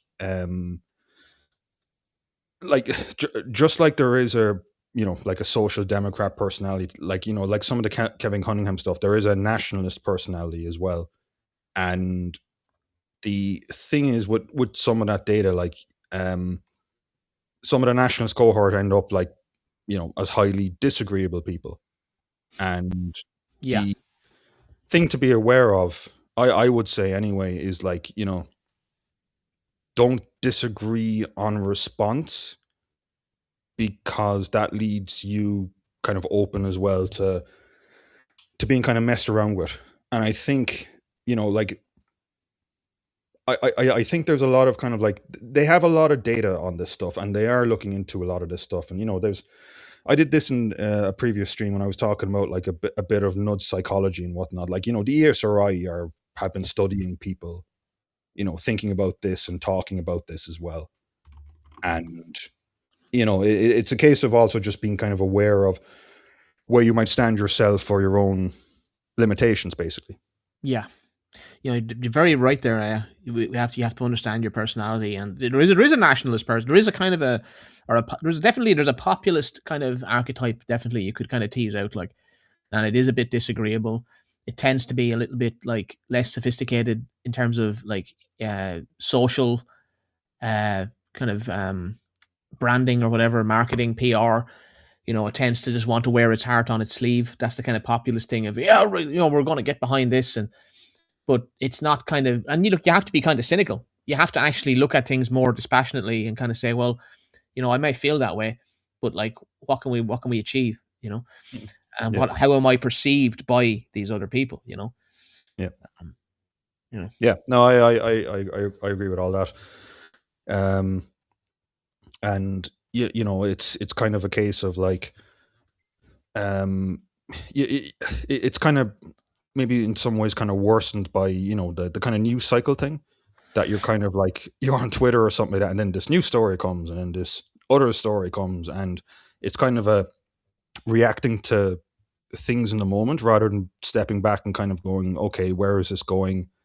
Having kind of a coherent plan. Where does this look, or how does this look 2 months down the line, 6 months down the line, 12 months down the line? Because you need to be thinking, or at least I think anyway, in systems like this, in terms of like how things ultimately play out, and how all these different groups and how all these different factions and how all these different people see the world, which is it's kind of just spiraling out a bit. But like just comparing it back to, say, a view of some of these social democrat people, I've again, just watching some of this some of their streams, they had a bit where they were talking to a group of academics about their Catherine Connolly results, and there was a guy, Aidan or Regan or something like that, but yeah, like I they know were that guy. talking Yeah. about like how the left has basically won and succeeded.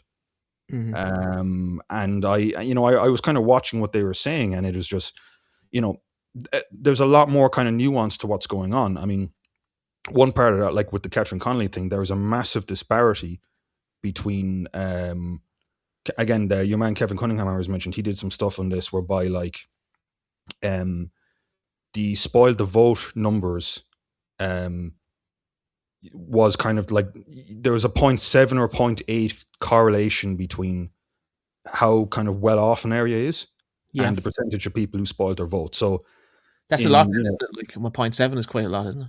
yeah, it's huge. Like, so like you had like areas of Dublin, like inner city Dublin, which had like and Dublin Bay North, I think, had like spoiled the vote rates of like 20-21%.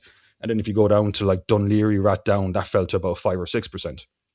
Mm. So that, combined with the fact that like if you take a breakdown between men and women, it was much more men who would vote for, who would do spoil the vote. And I think something like 60-70% of women who are in a kind of a well-off area between the, like under 55 or something like that, something like 60-70% of them like all voted for Connolly. Of course. Whereas if you go for a working class kind of area, it was much more men, and the numbers ended up being like 25%, which was way higher than the 12-13% kind of national number.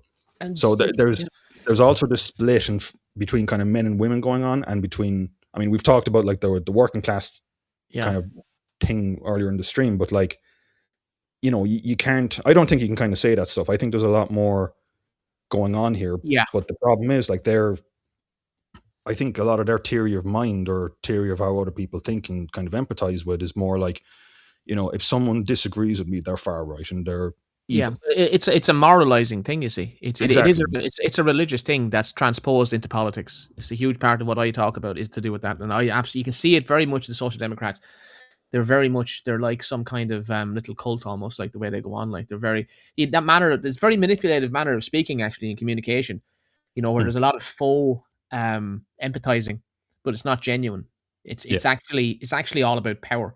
That's one of the things Bosco writes about a lot in his Substack. Is he talks a lot about how a lot of this is like narcissism, and a lot of this like over empathizing and using this emotional language. It's actually about manipulation. Like human rights is really about power. It's really about gaining power over these competencies rather than like liberation. They actually want to control society. They're very much control freaks. Like, Mm. but the interesting thing there you brought up about the kind of those demographic differences between the Connolly voters and the spoil the vote, like that was very obviously something that just kind of popped up on X, and it was kind of picked up then.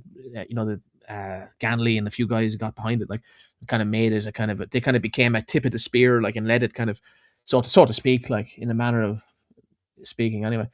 Mm. And that was a big. I mean, I know you can kind of say, well, it didn't really matter because she got elected, but no, I think that actually was an important point. Like, I wouldn't necessarily agree with everything Ganley or any of these guys would say necessarily, but like we're not the same people or anything. But I do think like that there was a lot of. I think that did gain. That will have piqued the interest of a lot of people within the political establishment in Ireland, because what actually happened there, and that is, it's gotten played down, it's been kind of written out because it's unhelpful. But what you saw there was the mainstream parties basically falling apart. It's not so much that Connolly was this amazing candidate, Yeah. but like their presidential candidates got, particularly Fianna Fáil, of course, but no, Fine Gael as well. Like, I mean, they were annihilated in that referendum, in that election, Yeah. and that speaks to a real dissatisfaction that is there. That it's just not being connected right now, but it can. And I found it interesting too that it turned out that Connolly's campaign actually had an American what was the term, like there was an American organization, and it's basically tankies in America, part of the kind of tanky kind of coalition of kind of the far left, like in America.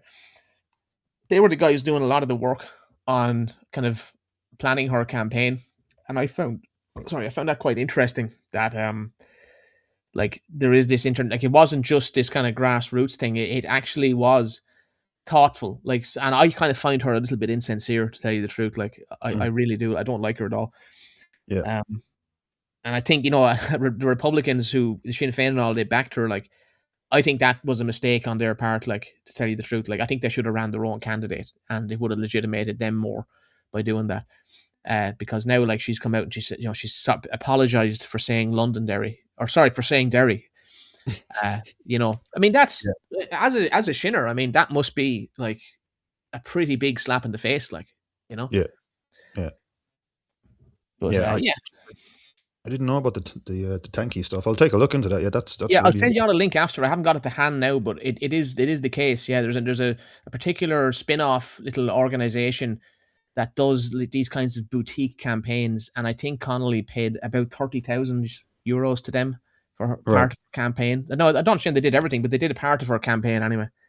Hmm. Yeah, interesting connection, I thought, like, because it Hmm. wasn't mentioned in the run up to the election or anything. It would have been, I would have thought that would have been an obvious attack line for Fine Gael, like, but Yeah, it, I yeah. mean, one of the things that really surprised me with that, um, the whole thing was the fact that, like, since Varadkar left, Harris has kind of come in and tried to do the whole kind of like, we want to be, we want a controlled, managed, balanced system. He's tried to kind of like play things down a bit, and I think he was a little bit successful with that prior to the elections, and it's kind of fallen apart for him since.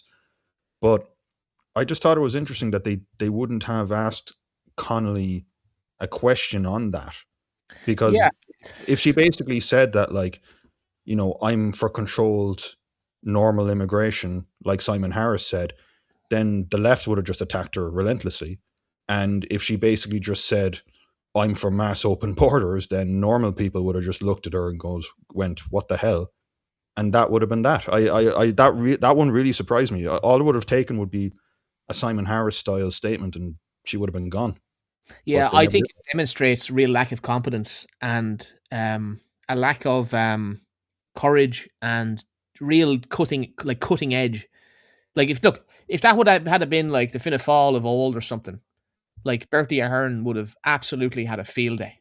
You Yeah, know it, I know it. He would have tore into her, and it would have been one of those moments on like a debate where like she could probably fall apart potentially, yeah, because the position is untenable, really, but yeah, there's no teeth there, like that's what's really kind of scary is that like things are kind of lumbering on in the way that they are, and yet like they're kind of incompetent. Like really, when you look at it, they're not doing well. Like electorally speaking, Fianna Fáil and Fine Gael are reliant on each other through the yeah. supply thing, which is basically going into government together. And I mean, they can't get them, and none of them are going to get a majority in the foreseeable future, probably ever again.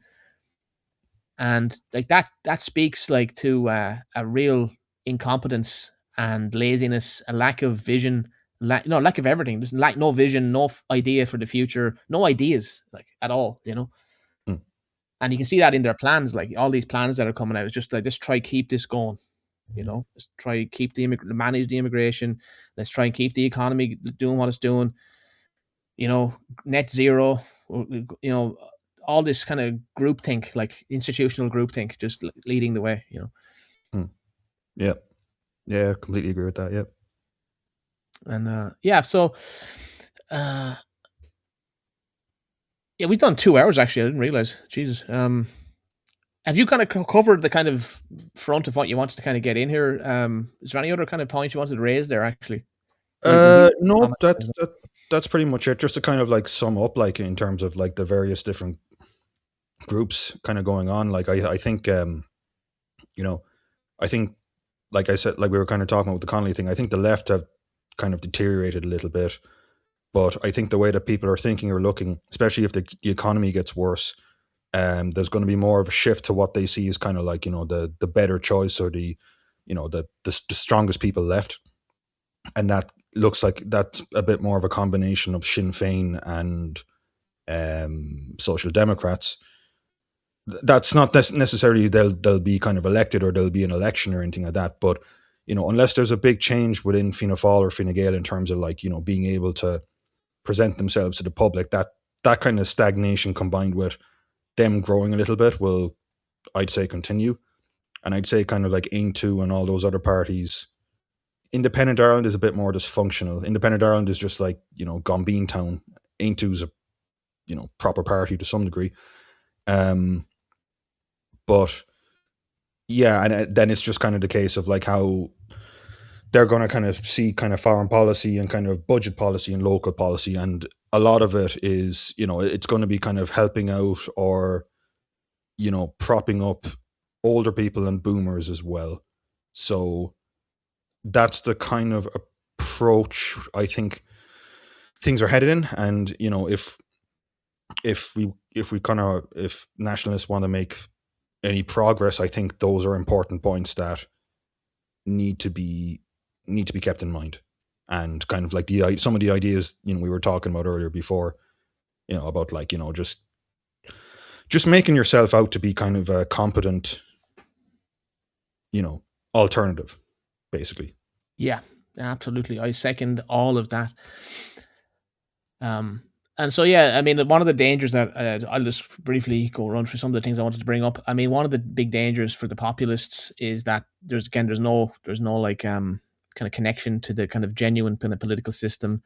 There's a lack of competence in terms of institutional understanding that has to be corrected.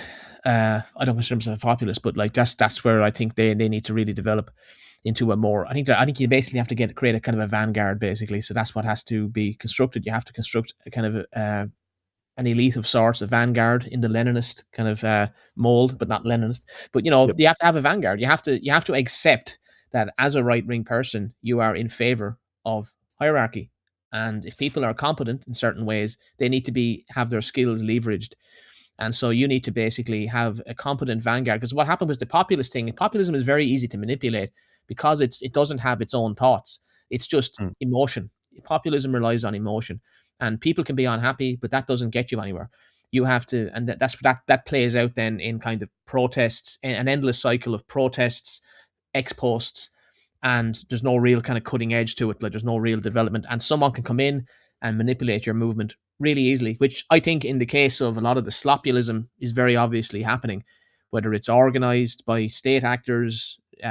You could argue till the cows come home, but that's a huge problem, is that you don't have any real kind of ideas, or you don't have any real plans for how to implement anything. So the other another thing you can fall into is kind of with the slopulism, is that you get drawn into the kind of pointless racism, just kind of having a go at someone because they're Indian, or having a go at someone because you don't like them or whatever. That's a mistake. You're basically kind of burning yourself out, kind of arguing with these ethnic minorities. Ultimately, they're not really in charge of anything. You're just kind of getting angry with someone, and just it's not really going anywhere. So I wouldn't waste time on that. I would avoid these kinds of time waste kind of things. And then of course there's the over conspiratorializing about certain issues as well. Just some people are into particular topics, and you can talk about those topics, but they don't have any interest in kind of developing a more kind of integrated kind of worldview.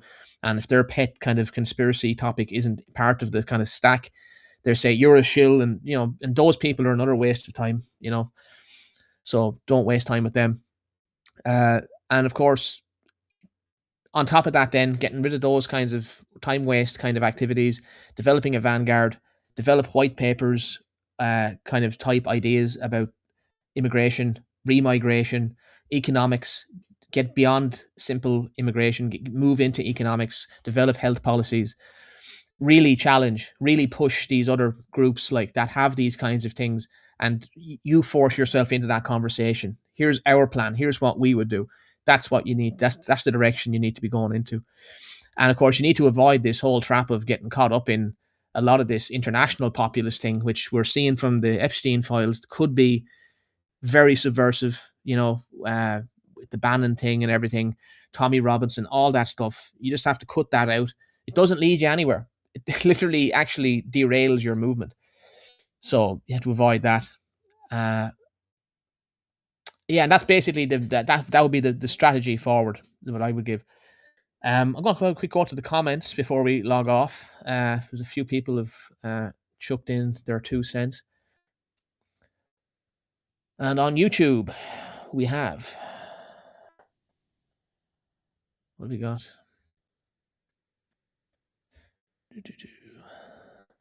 Yeah, I see on Vor there. Tommaso Heda, yes, another regular. Good to see you, lads. Get in contact on Vor, actually. Annie, if you guys want to have a chat sometime, we might do a stream if you want to have a chat about something. Just give me an email or on X or whatever it is. And then, of course, another person, Cahill McCarthy, says the right to housing is much more sinister. It would give the state the right to your house, effectively abolishing private property. Yeah, I think that's quite true. That was what we were talking about earlier. On Four talks about Dominic Cummings. Actually, he says he's pulled back the curtain in recent times. He's certainly worth listening to. Yeah, I keep up with Cummings.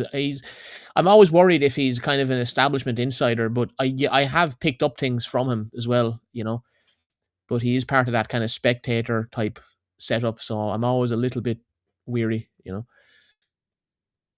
Yeah, he has his Substack is pretty good though. Yeah, Stuff in it. Yeah, no, I'd be on the same line as yourself. Yeah, I think he did a good line on the COVID thing when he was talking about all that, like about what was going on in the Johnson administration and all. It was quite interesting. Yeah, he's showing you what Whitehall is about, Uh, Gigachud says, need to discuss him on the right of the screen there. Need to discuss distributism, emphasize and encourage the wide distribution of wealth to homesteaders and family businesses. Distributism was pivotal for reversing monopolistic land hoarding. I think there's a lot of justification in distributism, actually. It's wrongly described as like communism. It's not communism. That's G.K. Chesterton and everything, if anyone wants to read up on that. But yeah, some interesting ideas there in terms of there is a distribution problem, and you can't kind of get away from it. It's how you kind of deal with it. Do you deal with it in a socialistic and nationalistic kind of way, or do you kind of leave it up to market forces, as in liberalism, which is, I think, dangerous as well. So yeah. Peace Para says, make Irish babies, prepare and have graceful fun. Shalom from Munster. Well, shalom indeed. They do not fully understand what is happening. Or I don't know what that is about. Oh yeah, Orange Team says blasphemy boat. Also, that's another one of those big events that happened in that kind of decade of social transformation Oh in yeah, yeah, yeah, in the 2010s. And then Peaceful Paris says, this is controversial. Whinging and whining is not a solution. Talk about solutions, please. And later on, he says something similar. Still no solutions, just whinging and whining. Well, you're full of shit. There's plenty of solutions here. We're doing good analysis here and laying out direction forward. That's clearly there's loads of solutions there were suggested. Brexit was a disaster, says SK, whatever. Yeah, I think that's quite true. Don is back. Hope you're doing well. How is everyone? We are good. We are very good. Hollow525 says how Israel was able to sabotage Hezbollah pagers and that they purchased abroad also shows the need for anti-fragility in industry. He means it's not just economic but a defense imperative if supply chains are so at risk now. That was an amazing operation. The more you think of it,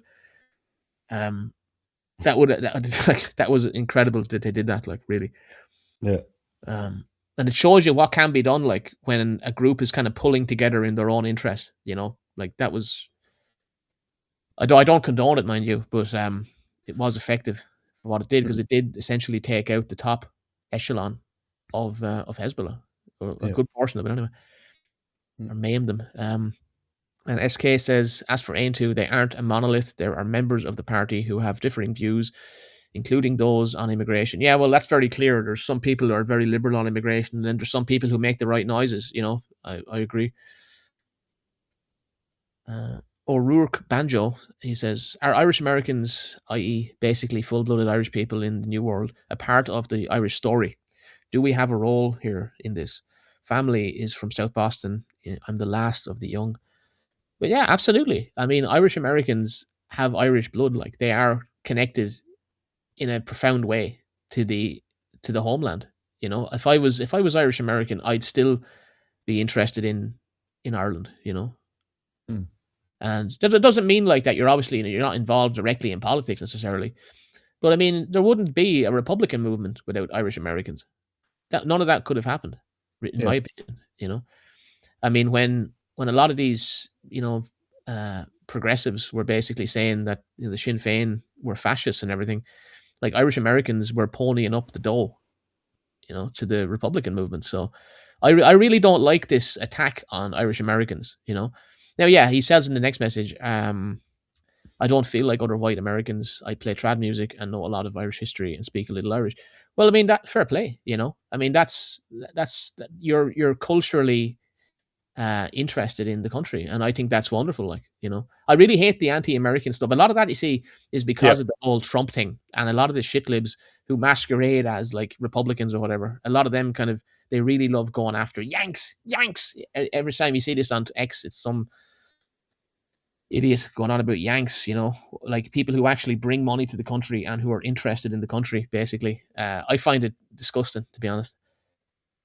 Yeah, there's a difference between criticizing, you know, MAGA or Trump or whatever, and criticizing just normal sound Americans, and there has been that kind of increased pressure or push on a lot of this. That has kind of happened over the past while. The idea of like, America being kind of antagonistic to Europe, which you could go into a lot of detail on that there is truth to that, but at the same time, just because that's the case, or you might think that's the case, doesn't mean, the average American has anything to do with it, or the average Irish American has anything to do with it.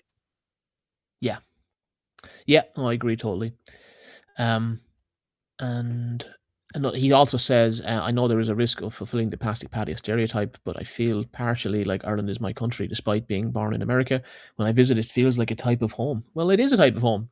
Your roots are there. I mean, I know people who have emigrated from Ireland, and family members and everything, and they follow Irish news. They're very involved, like in keeping up with things, like, and that's natural. Like as nationalists, you're supposed to accept that you're part of an extended kin. Like that's what nationalism basically is. The root word is natio, which in Latin, I think it's Latin, means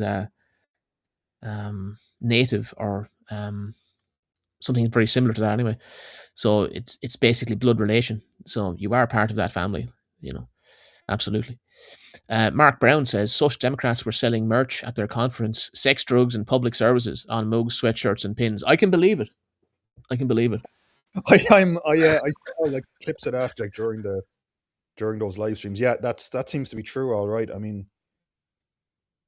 yeah, it's just like you kind of see something like this, and it's like watching one of these kind of cringe comedies, like Peep Show or I'm Alan Partridge. Like, what the fuck is this? You know?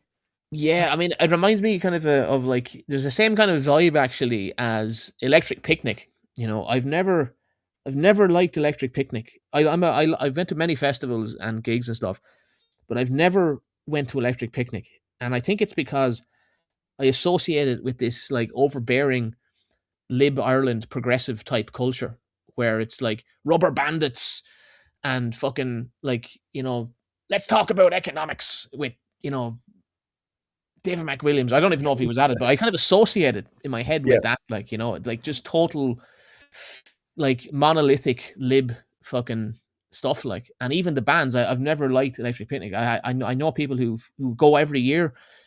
I've no interest in going at all. I'd go to anything other than it. But Mm. yeah, there's that kind of energy to it, like where it's all like that kind of monolithic progressive culture. You know, I just hate it, and I hate the whole thing actually. But yeah, that's the future. That's the future ruling class. So you need to be prepared for it. Mm. You need to like accept that that's where like things are going to get worse before they get better. And don't be expecting some election to turn things around.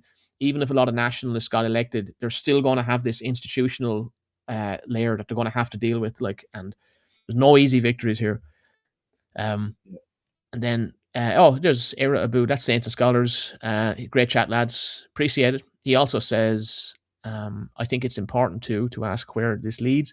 The perception of impasse by the right, the left eaten by by its fellow travellers as competing interests become more pronounced. Yeah, it's talking about the kind of dynamic. The nationalists are getting kind of um, we're kind of locked in this kind of holding position where you know I think people are kind of maybe kind of naively thinking that things are going to change very quickly because there's populism is going to take over Europe or whatever.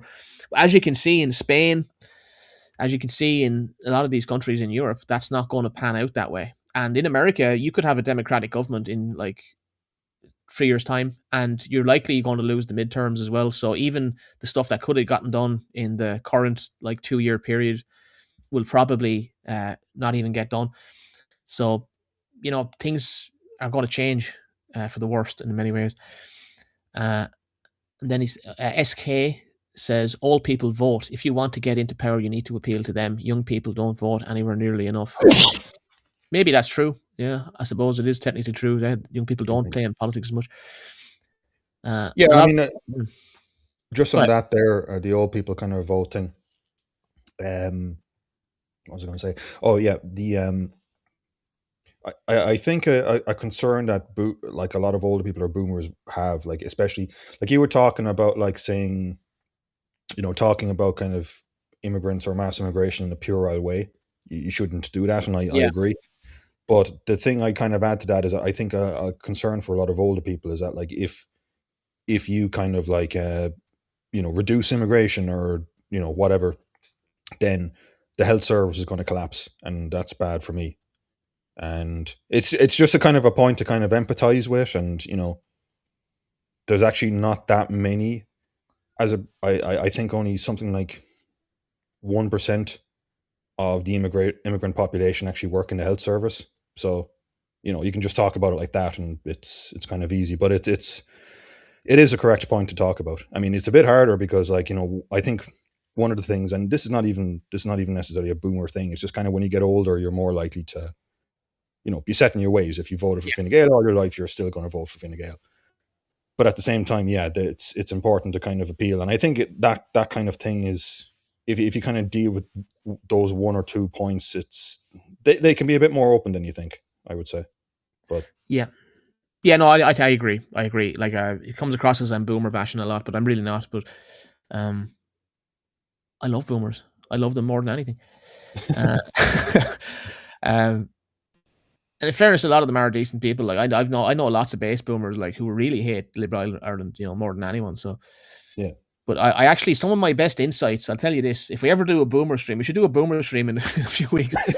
Talk about all this, but like, a lot of the best insights I've ever gotten from boomers are from other boomers who are critical of boomers. So, Yeah. like, I've got elderly uncles who are older boomers, and like, they're not into all this liberal stuff. Like, they didn't get the benefit. They didn't go to, like, a lot. There's this like barrier between the ones who had to go to England and work on building sites, and then you have the ones who got to go to college or something. There's a big difference, like, Mm.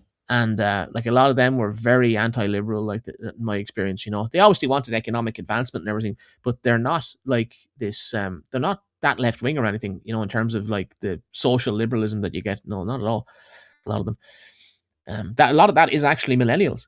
Like, we're actually, like, we are the problem in some ways, like, we're worse. Like, the Social Democrats are mainly millennials, like, when you look at them, like, and the Greens very similar, like, they're very youngish parties, like, Yeah. Yeah, um, like most of their vote is coming from kind of like early mid-20s, and like I was watching like one of these kind of clips of like again just going back to the awful Social Democrat stream, like why did you join the Social Democrats? And it's just kind of like it's all young people, like it's yeah. it's Like, I'd say uh they'd have a tent down at Electric Picnic. Like, I could totally imagine that. yeah, And to be like, because I saw during the last Electric Picnic, on someone put up a clip of like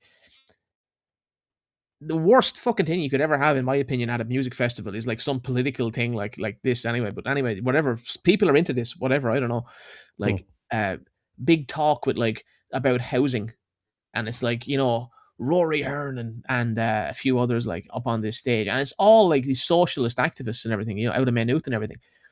And you're yeah, going like, man, I would like to be anywhere else other than this, like, But these people are there, and they're going directly to the people. You see, they're going directly to those, like, people who are at a festival, and they're able to market their politics so effectively.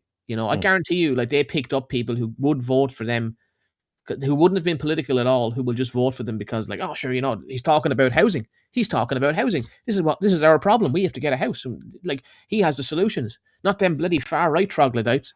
That's how they think. Like, so it's very effective. Like, I'd say, yeah, they're a very effective machine. Like, they will make up a huge portion of the next government. Like, no doubt about it. And they will have significant portfolios. That's always the thing that happens with those parties. Like, yeah. I like Rory Hearn because he wears sneakers and his favorite band is Fontaine's DC. yeah. I'm going to vote for it. It is that ridiculous. I It's that agree. ridiculous. It doesn't matter. This is the thing, like, the Yeah. National Party aren't allowed wouldn't be allowed to do that. But this guy can basically, they can just market their politics to what, 30 or 40,000 people that are at this festival, like, Hmm. quite, that's how culture is dominated. Like, that's power. Like, Yeah. uh, SK says, natal, it's ancient Greek, is it? I mean, it could be. I can't remember. It's been years since I learned that, but I know the root word of nation is something like that. It's derived from, like, like heredity or whatever, in either Greek or whatever it was, Latin. I can't remember. It's probably Greek. Yeah, you're probably right, actually. Yeah. Um, and then Abu says, sadly, a lot of trad Irish scene is lefty. Very true, as is a lot of the Irish language scene as well. You'll see a lot of these guys on X, who are the biggest Irish language activists, or the biggest progressive pro-immigration groups going. Very, very demoralizing. Some of my best friends are members of the boomer community. Yeah. And then Social Dems had a guy posing as an economist at it. He means Electric Picnic. He believes that immigration numbers aren't a factor in prices. Yeah, that's Rory Hearn you're talking about. Yeah, that's what you're up against, Yeah, the gaffs guy. Gaffs, yeah. See, Gaffs. they're very effective. They're right on head of all of those issues. They're positioned to basically take the disaffected people who don't want to vote for Fianna Fáil or Fine Gael. So there's this I call it the liberal left alliance. And there's a dynamic there where these guys are able to manage our society so effectively because the red lines are there. There's handrails on the discussion. So all you're doing is basically negotiating when the next progressive change is going to occur. Hmm. That's what it boils down to, So Rory Hearn is out there with his book. he's on the radio every day. He's on these panels, and it's the same. The Social Democrats, I've seen like people on Twitter talking about this. They actually get on air more than any other party by their size, like in RTE, and that's further evidence of like what you were talking about with this D4 kind of thing, like this D4 elite, like they're the party of the D4 elite, like that's what it is. So they have Yeah, those connections. yeah, and that's why you're seeing, you know, I think a couple of people commenting about it over the weekend that, like, why is there 4 or 5 articles from RTE on, this Social Democrats conference, and why is it that, I think there was a recent like Irish Times bit about, like, something about like how glamorous Holly Cairns is or something like that. Why is all this happening? And it really, it's because of the fact that the people that are writing this are from that cohort, and Yeah, they're seeing it from their perspective. yeah, absolutely. Yeah, it is. And it was the same in the 80s with Gareth Fitzgerald and Fine Gael. You know, Yeah. a lot of Fine Gael are still in RTE, of course. A lot of them are married into Fine Gael now, but we won't go into that. But like that's the reality of it. That's how influence and power works. Like it's all those intangibles, all those things that are not measured. Um, you all fall into it, and that's basically the messages anyway. I've checked Odyssey. No one is watching on Odyssey. It's one person maybe, along with me, and then Rumble. There's no chats on Rumble. We got a few people watching there, it seems. And on X, no one is using. The biggest audience is on X, but no one seems to use that X chat. I don't know why that is. I don't know. I guess people are just listening in the background or whatever. Thanks for listening anyway. Hmm. That's basically us. I think we covered the waterfront there. You can find Last True Gael's links are in the description of this video. He's got Twitter, uh, YouTube, and he's got Telegram. My links are on the link tree. Would you like to say anything before we log out? Uh, no, not much really. Just thanks very much for inviting me on. I think you've done a lot of really good stuff over the past while. And I think it's important to kind of take a look at how these systems work. Build out a proper theory of how they work. Without getting kind of lost in the tall grass, for lack of a better phrase. And yeah, that's basically it for me. And yeah, thanks again for inviting me on. Okay. I'm going to play an outro, and well, we'll talk to you another time. I'm sure, Last Year Gael, and you've got a great channel. I recommend people follow it, and we'll be in contact soon. So everyone, good night.